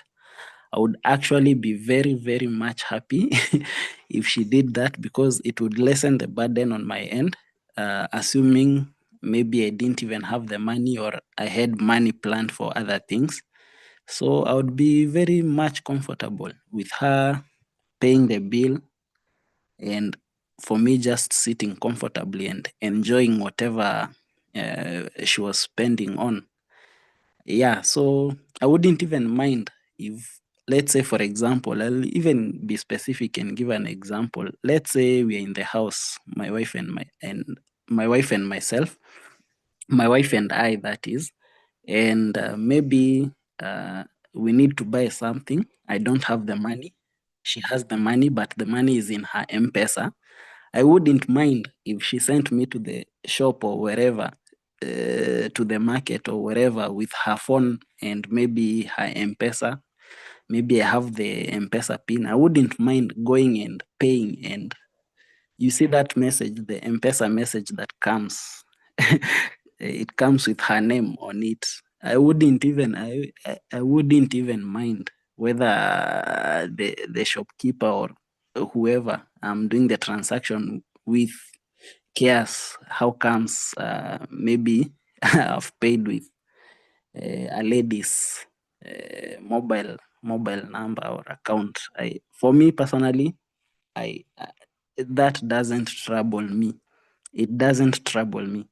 And then for Jim, it is understandable because again, we do have, and maybe could be, I don't know, maybe they are the majority of men who share the same thinking as Jim when it comes to men not encouraging support, financial support from your women. But for me, I wonder if I can't accept any financial help from my wife, or if we have specific financial roles to play, like the husband bears all these financial burdens, then I would wonder, or I would ask myself, then why should I marry a woman who is working? Like, why don't I just get myself a housewife who will just maybe take care of the kids, and then I'll do everything else? Because if I can't allow my partner to chip in financially, then what's the use of her working? Like, it doesn't make sense to me. I understand when, Jim, you say that you don't mind when she does some of these things, but have you ever asked yourself why she does what she does? The sofa that you sit on, you said she purchased it. If you take care of all the bills, or if you're comfortable, maybe not always in a position to do so, but if you're comfortable taking care of all the financial needs of the family, then why do you allow her to go ahead and do all that? Just tell her that she shouldn't do that if you're very much okay. But the fact that you let her do that is because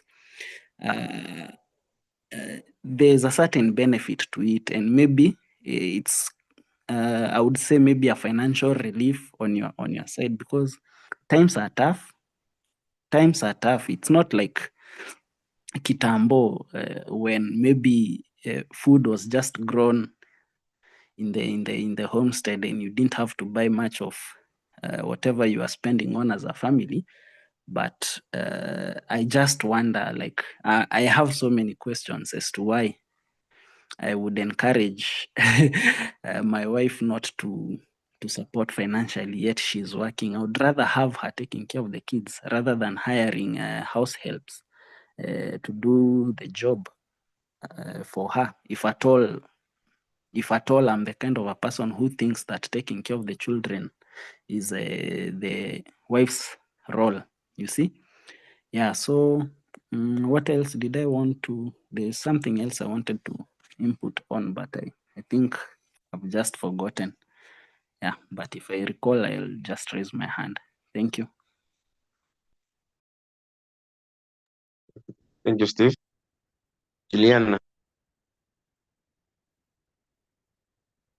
Okay, thank you very much, Clinton. This is a very, very, very interesting discussion.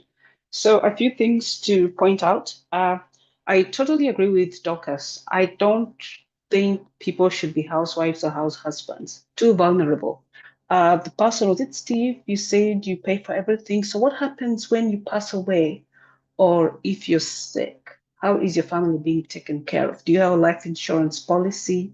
Do you have savings so that you can continue to sort of support? So these are the things. Otherwise, I think there should always be money from either side, however it's earned, to take care of the family. At the end of the day, I think couples should ask themselves, we are together in the best interest of our family, i.e. our children, whatever that looks like.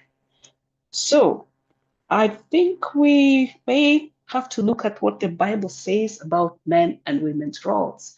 And I am wondering whether that is not something that has influenced some of our thinking of what a man's role is and what a woman's role is. And we are trying to superimpose that on our current situation, hence the stress and the conflict we are having. Now, the other thing is, I think it was Washira who started off, Maurice Washira, who started off crying, not really crying, but just putting his thoughts out there about how women perceive, how women don't want to help no matter what they have, etc. And you know what? I think it's the men who allow it. You enable that behavior, and that is why women will always do it.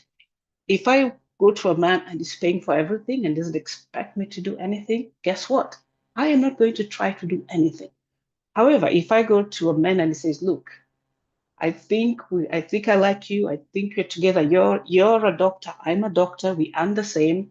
Why do you expect me to pay for everything? Yet we're earning almost similar salary. Let's sit down and discuss who's paying for what.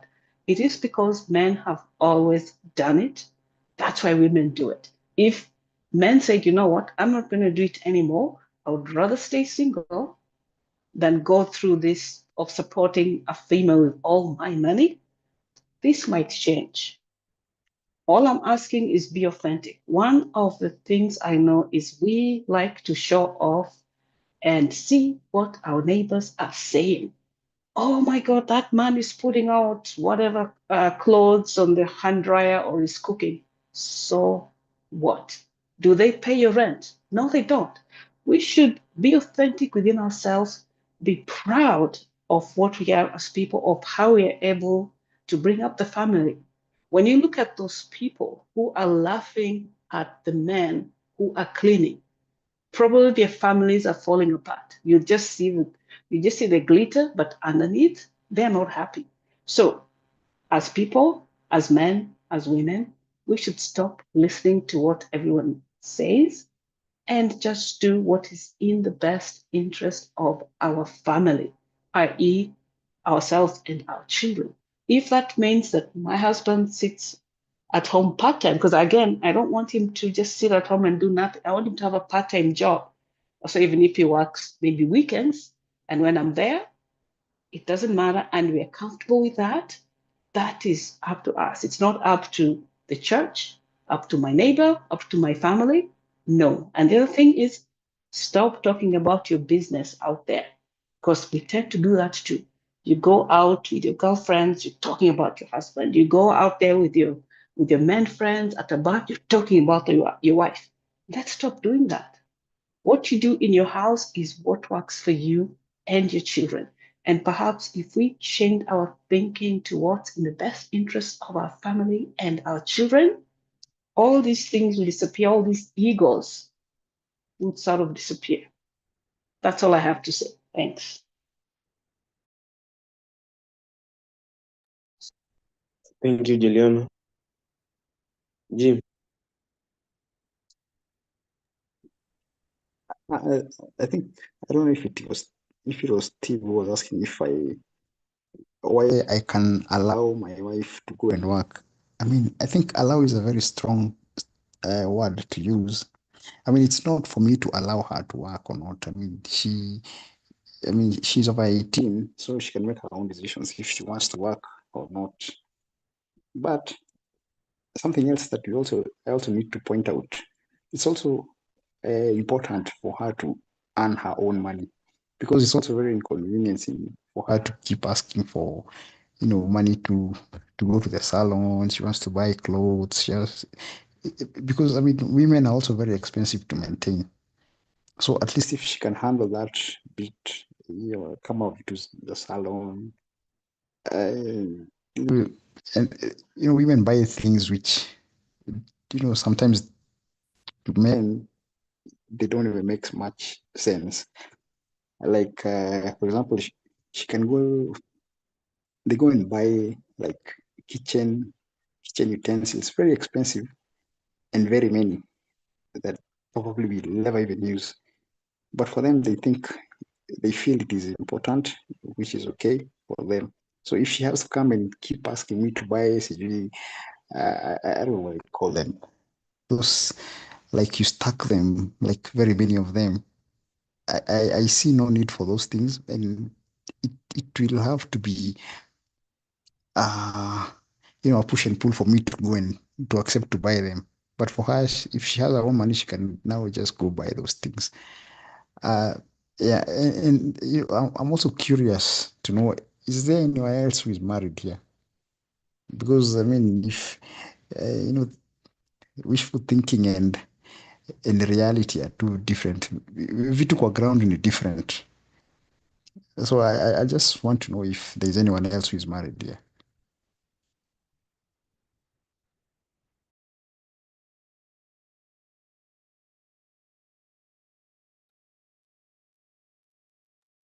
Okay, thank Jim, you. I'm still here.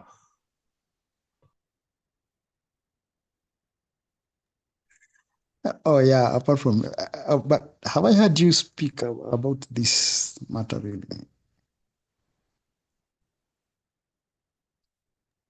Yeah, I think I understand the situation because I also passed through, and it's something that just the way you have saying, women know better. They think that they can feel is not important. For them, they can feel is most important in the house. For example, like me, even in my home village, I can find something I was thinking is not necessary for that time. He find is a priority. So, but because he earns her own money, she can be able to do those things. And for me, I can see a great progress, although for me it was not a priority. So there are some things that you find is needed in the house, but because I don't know whether it's because of the kind of setup of the society, you think it's not important, but for them or for her, she find it's very important to be in that home. Maybe if I was alone, maybe I could have only a chair and a bed. But all the other kind of the things you find they know better than us. And in terms of just the way you say, it's not good to be always begging. I need to go to saloon or whatever. But when she earn her own money, she can be able to cater for those things, and even for the thing that she can feel ashamed to ask you. Because even if they ask you, sometimes they feel ashamed to continue asking you, or for you asking them, why do you need 10K for? So those kind of the question, they can, even me, I cannot feel okay to be asked that question when I ask for money, even though I'm supposed to explain why I need that money. For that case, it's good to have a side hustle or some to have a job that you can be able to do for you. But about the supporting the family, for me, I discourage, I say, because you are partner, you are couple, let us assist one another. Don't just say that when he is sitting home or maybe buying food, that is a favor she is doing to you. No, we are a partner, so we have to make sure our marriage work or our partnership work for our best. But not because I'm the man, I'm supposed to provide everything. If she can be able to provide everything and I am jobless, I will only try to find where I can be able to hustle, not to be more independent to her, while she provide for everything and vice versa, just the way a master was saying. So for me, I'm not for idea that I should provide everything. My idea is the one who have a job should provide for the other. The one who earn more should provide more than the other without any competition among you. Thank you.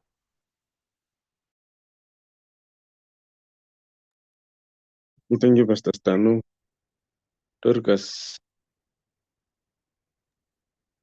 Okay. Let me start with the question you asked, Mr. Moderator, on the impact that culture has on women supporting men financially. I think it depends on the society in which one lives. If it is a patriarchal society, if it is a traditional society, you will not see many women supporting men. But if it is an egalitarian society, you will see that. As I like to quote the Scandinavian countries, Finland, Iceland. Iceland has often been described as the best place to be a woman. And the men there, I was surprised. They did a documentary and they were going around with a microphone asking men about equality. Are men and women equal? They are so committed to equality. I've even seen it here in the dating world. There was a dating app I was in that had men from all over the world, and always the ones from those Scandinavian countries, Finland, Iceland, Sweden, they would always say they don't ascribe to the idea that the man is always giving. They want equality even in the dating situation. So if you come from those countries or other European countries, chances are that they would be more open to it. With that said, it's like we are seeing a retrogression into traditional roles because of TikTok. There are a lot of women, young women, who are romanticizing and pedestalizing the trad wife culture. If you're not familiar with that term, a trad wife is a traditional wife, the one who stays at home. She defers all decisions and all financial responsibilities to her husband while she takes care of the home and attends to the children. So because of TikTok, they are glamorizing it, and it's seeing a resurgence among Gen Zs. So I have to add that caveat on culture. But if we're just looking at it from a general point of view, I think African men tend to be a tad bit traditional. So that's point number one. The second thing I wanted to comment on is with regard to my question, that should women hide the fact that they're supporting their spouse, especially when they're going on vacation or they're making some payment in public? And I think not, obviously. You guys know me. I'm a feminist through and through. So no, Why should we be walking on eggshells to protect a man's ego? We are defining masculinity based on ego. We're trying to protect a delusion because at the end of the day, you are the one who's paying for the vacation, but you're trying to show society and the world that it's him who is doing it. So you're trying to peddle a lie, a delusion, simply because of ego. No. There's no stigma. There's nothing. There's nothing to hide there. Whoever has the money on them at that point, let them pay. No need to create extra steps. Oh, let me send it to his account so that it doesn't look bad in front of other people. Nyef. Watasema usiku watalala. So that's my response to my question. Now, on this issue, these issues that Jim has brought out. First of all, he was asking who else is married here. There's Tano who has spoken up. Steve is also married, and at least, thank goodness, Steve holds a different view from Jim. Yeah, you go ground, but he holds a different view. I think he leans towards partnership, but he will speak for himself. So Jim usidhani that being progressive is only for the single people, that all the married people are traditional. No, that's not the case. At least we have one representative to prove otherwise. And even though Stano kind of agrees with you, he also talked about both people contributing in the home. So even Stano holds a different view from yours. As I said, we are not demonizing you. You have a right to have your values. At the end of the day, just look for somebody who matches those values. So you found a wife who matches your values. Somebody else who is more progressive should find a wife who matches their values. Now, still on that matter, some of the statements you make, Jim, are so absolute. I really am wary of absolute statements. Never marry a woman who makes more than you. That if a woman pays the rent, she's helping me. If I wash the dishes, she's helping, I'm helping her. These are such absolutes. And I really am so wary of them. Oh my gosh. And I totally disagree with them. That issue of you saying you should never marry a woman who makes more than you, and that it's the man's job to provide through and through, I think you are speaking from a position of privilege. Privilege in that you have found a woman who makes less than you, and throughout the marriage, you have continued to be the primary provider. You've continued to be the one who makes more money than she does. And you are talking about reality. You're like, oh, you single people, you live in hypotheticals. You're not looking at reality. Actually, reality shows that nowadays women overtake men when it comes to earnings. That's the reality. But you traditional men are holding on to that mindset that you should be providing, even though on the ground, women are making more money than you. So shouldn't we adjust our expectations based on the reality that women have now been empowered? If we refuse to do so, if we hold on to your thinking, and it so happens that you marry one of those successful women, yes, maybe at the beginning, she's making less than you, but as you progress, she eventually makes more than you. What that would mean is that the family would have to adjust to your capabilities as a man alone. That the lifestyle you live will be limited by your capabilities as the man. But if you are progressive and you considered the dual income, both of you contributing, then your lifestyle would increase to the level of both of you. it would not be limited by just your capabilities. It would be the both of you, and that would make you better off. Take the example of the neighborhood in which you live.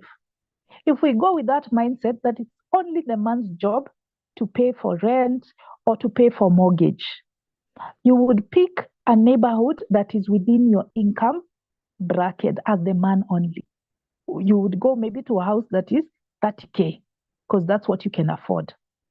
And you insist that it's only me who can pay the rent. The woman should not pay. She shouldn't. But as we saw in statistics, women are making more money than men in Kenya now.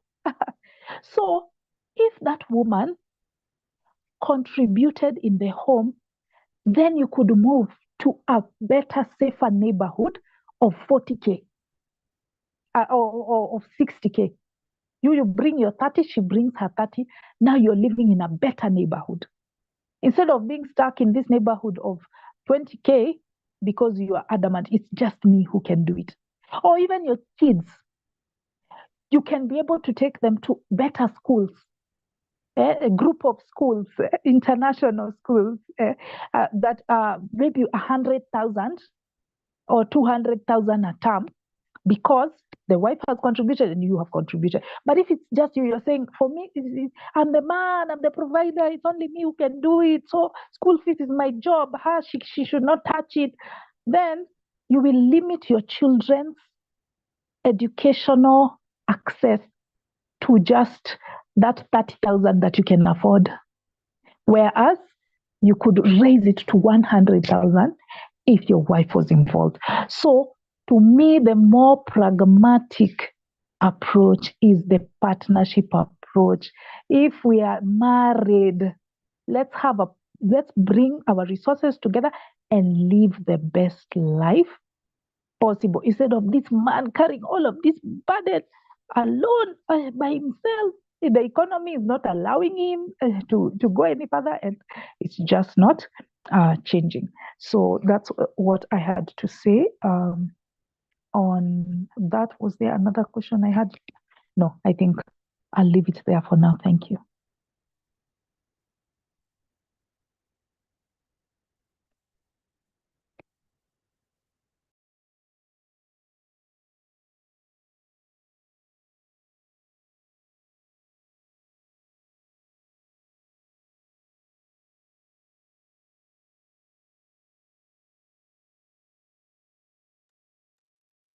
So Clinton, are you there? Mr. Moderator? yeah, maybe before Clinton comes back, there's something I just want to clarify. I think you are misunderstanding me. Although, yes, I'm sort of like a somewhat of a traditional guy. To some extent, I resist this brainwashing by these Wazungu people. So what I wanted to clarify, I'm not speaking from what you call a position of privilege. I'm speaking from the experience of friends, something that I've seen, something that has been even in the media. If a man is not earning and the woman is earning, at first, yes, you'll be supported, but in the long run, it always ends up in tears. I've seen not two, not three, I've very many. So it's not about position of privileges. From we learn from the experience of others. Yeah, we don't have to wait for us to experience that so that now we can say, oh, yeah, I should have earned more.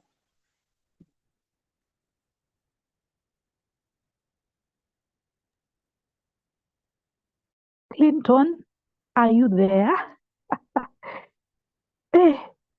Ni kama moderator amelala. Mr. Moderator. Okay. It's like he has slept. Anyway, let's proceed to Steve.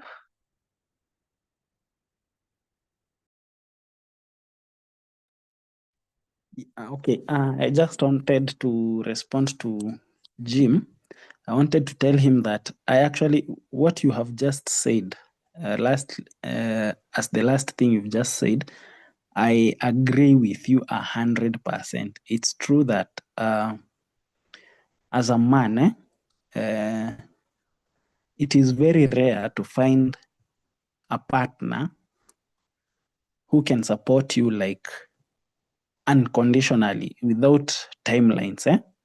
That I agree. And it is also the same for us men. With this, at this day and age, and in the kind of economy that we live in, and the lifestyle that we lead, and the scarcity of large pieces of lands where we can maybe bring up our families in, and having all those plantations that we can feed them with, and having, you see, like the traditional way, how it used to be. You get a family, mko pale ushago, you grow your own food, you rear your own livestock. It is also understandable with the current economy for a man to also get tired of providing alone, because the expenses and the cost, the lifestyle, the kind of lifestyle that we lead now is not the kind of lifestyle that our grandparents used to lead. And that also calls for us to also encourage our partners, to bring their input, their financial input, so that we can do the best for us as a family, and even for the future of our children. That is why I don't agree with the idea that it is a man's job. It should be solely a man's job to provide. Times are changing, and that is why we should also adjust. The same way we are seeing men suffering after being supported for a brief moment by maybe they are even humiliated. I know, because I've also seen that from friends, from, like you said, sometimes it is even on the news. Men become humiliated just because they couldn't provide. It is the same case with, it is the same feeling that most of us men of today feel. It's only that, like I had said in the comment section, on the chat, men even go into unnecessary debts just because they want to massage their ego and they want to be seen. They want to be seen by those around them and their relatives and friends that they are capable and able to provide for their families. You go getting loans and drowning in debts because you are trying to be the glue that holds the family together when it comes to finances. And yet your wife is working, she's earning, she has a payslip, but you can't even get to know what she does with her money. That to me is unacceptable at this day and age. I would rather then, if that's the case, I would rather then be by myself rather than be in such a relationship, because I know I'm there, I feel it, and I know it is tough. And even thinking of just health and education alone, without all these other things, just picking the basics, the health of the children, the health of your partner, your own health, and also the education of your own kids. It is tough if you want to give them the best, unless you decide you'll just do the bare minimum. Kama ni shule, you decide, okay, wacha waende public school, and you see, you won't, I'm sure you won't feel like you are giving them the best there is to offer in this life, but you'll be doing the bare minimum. Uamue aende public school, watoto waende public school, then you decide, okay, if they fall sick, they'll go to a government institution where we don't even have some of the essential services, just because you don't want to seek assistance from your partner. But if you can pull together resources, and by me saying pulling together resources, I don't mean that you bring all your money and put it in one basket and she does the same. No, what I mean is you pull resources that is basic and necessary for the well-being of the family as a whole. The basics, rent, kila kitu, insurance, health, all that, education, all that. I don't mean, by pulling, I don't mean, kama ni pesa yako ya sherehe, it doesn't mean that your partner is the one who is dictating the amount that should go into that. Yes, you should discuss about it so that you don't overspend your income on unnecessary things and then fail to meet the basics. These are things that people should talk about. But for me, I agree what you just said. As I conclude, I agree 100% that it can be humiliating for a man, because a woman or any other partner, let me not just be specific to women or wives, even husbands, they can be supportive rather. But the question is, for how long can they be supportive without feeling burdened by that act? Yes, I agree. It shouldn't be the case. And that is why I suggest everyone should bring something to the table that is financially. Thank you.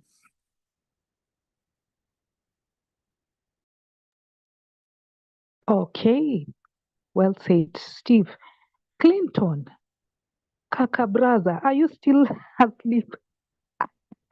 Okay, then I think we can call it a night. If there's somebody with a closing remark, do you have a closing remark? Anybody? Anybody with a closing remark? Closing remark is, if you find any woman who wants a house husband, holla me. Haya, Yeah, by the way, I'm serious. amesema. I'm serious. Yeah. All right. El Maestro amejitetea. Okay. Thank you, El Maestro. Next is Morioki. Thanks, Dorcas. I think Dorcas, you and Juliana made a very important point, not to care what people say. I think human beings, we care so much about what people say, or what people say, or what they think, that you end up living in a prison. And so, whatever the situation, don't care what people are saying. If the woman is working and the man is jobless, let them talk. But life goes on. Don't care too much about what people say. And I think I've proved that men and women are the same. My experience, like I said earlier, I got help from men and women, and the statistics show that it's balanced. In fact, I got the most money from a woman, but the records show that I was helped by men and women equally. Yeah, so for me, I've proved that men and women are the same thing. All right. Thank you, Morioki. Next is Ndeve. Thank you, Dorcas, for taking over from Clinton. Clinton, amka, ende kazi.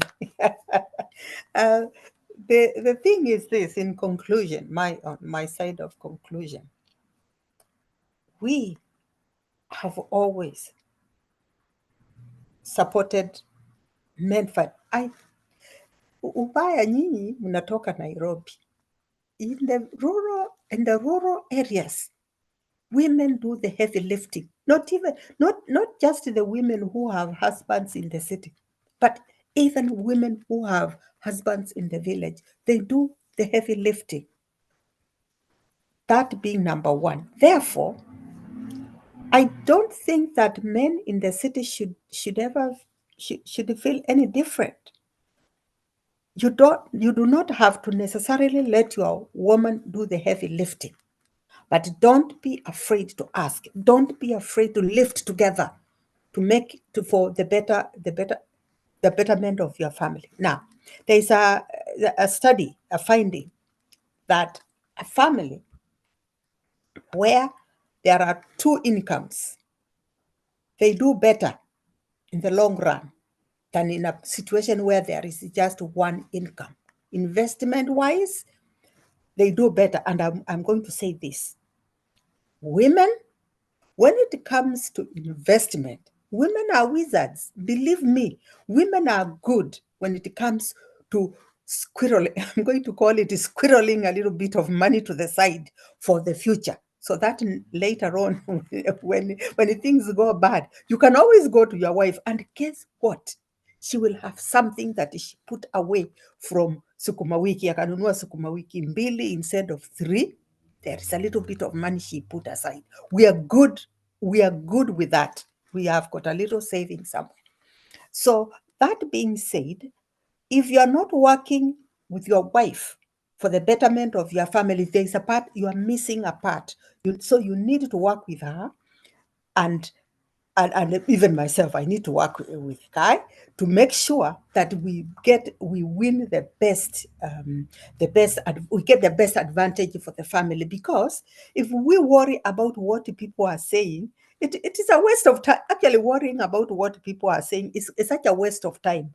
And for our men, I know men, we have talked about the ego thing. Guys, you need to work on your ego. And it is not just the man itself, it is where we go. Sometimes I call, I make an appointment, and then we go together, and they look at the guy, and they're always asking Thomas, Mr., he looks like he's the one. And then he will say, I'm just the driver. It's a joke that I've gotten used to. But he is telling them, she's the one that made the appointment. She's the one in charge of this one. You ask her, because he doesn't even know. He knows why we went there to look at that thing, but it is me that is interested in that thing. He is not the one that is interested in that thing. So when he saying, no, I'm just the driver, he is right, but they think that he's joking, but he's actually right, that he's just the driver.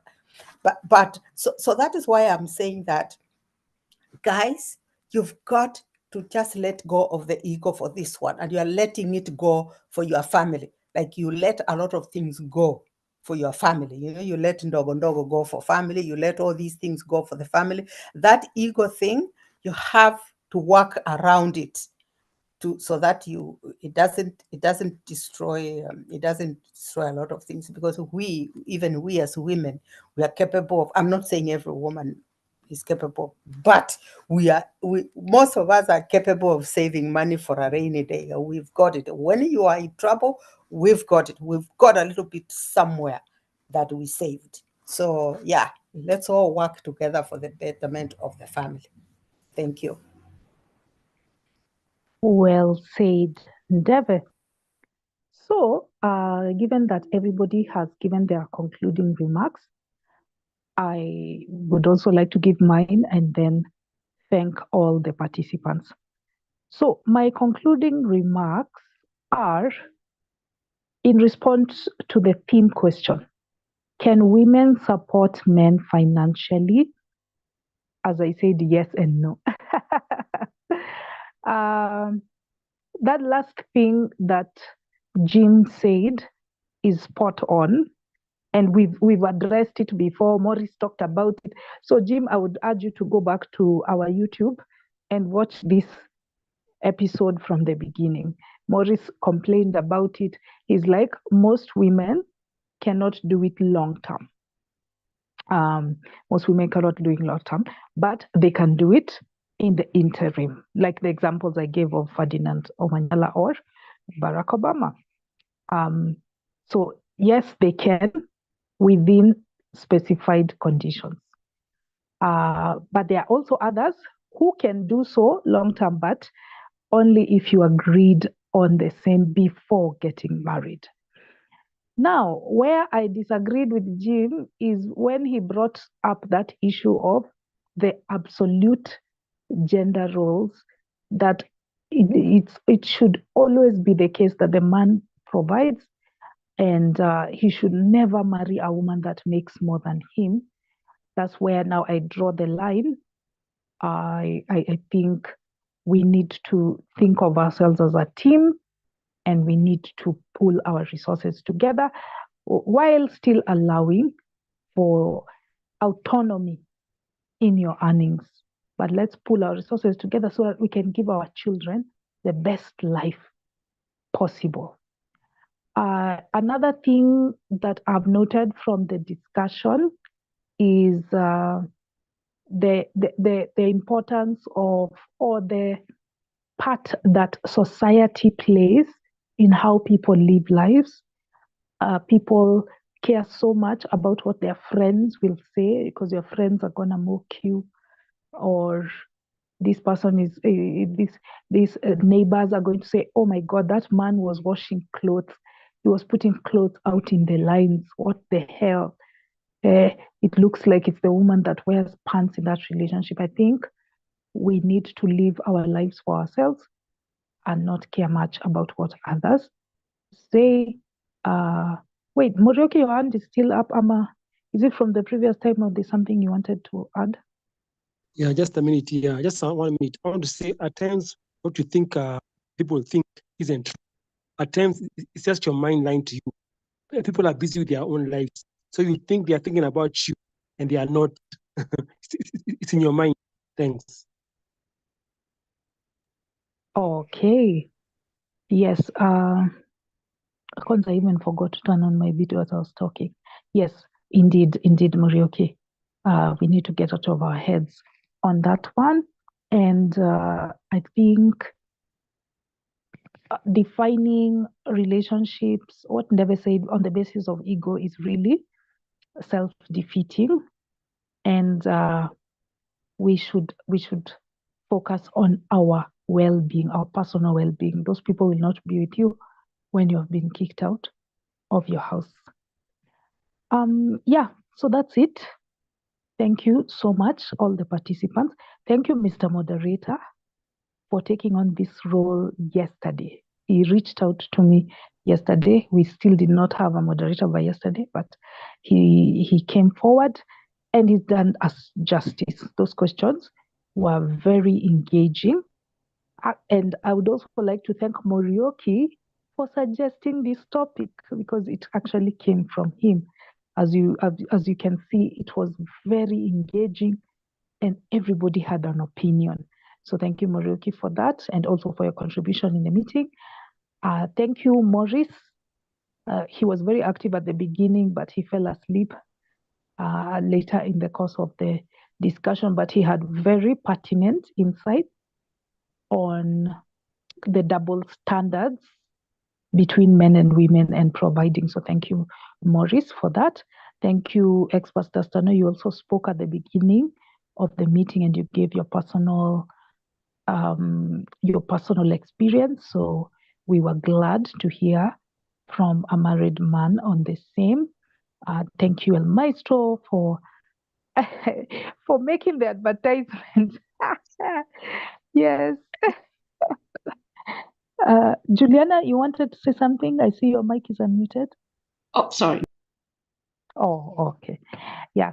And speaking of Juliana, thank you also for your contribution, echoing that sentiment that I had made of no one being a house husband or a housewife, But, that's my opinion. Other people are for it. So we all are entitled to our opinions. So thank you, Juliana, for chiming in. Thank you so much, Ndeve, for giving us that traditional or rural perspective, especially from your grandmother's side. So that's very interesting. And all the other things that you said. Thank you so much, Steve, for your perspective, because you are also speaking from experience. You're a married man and you had a lot to say on this. Thank you, Jim.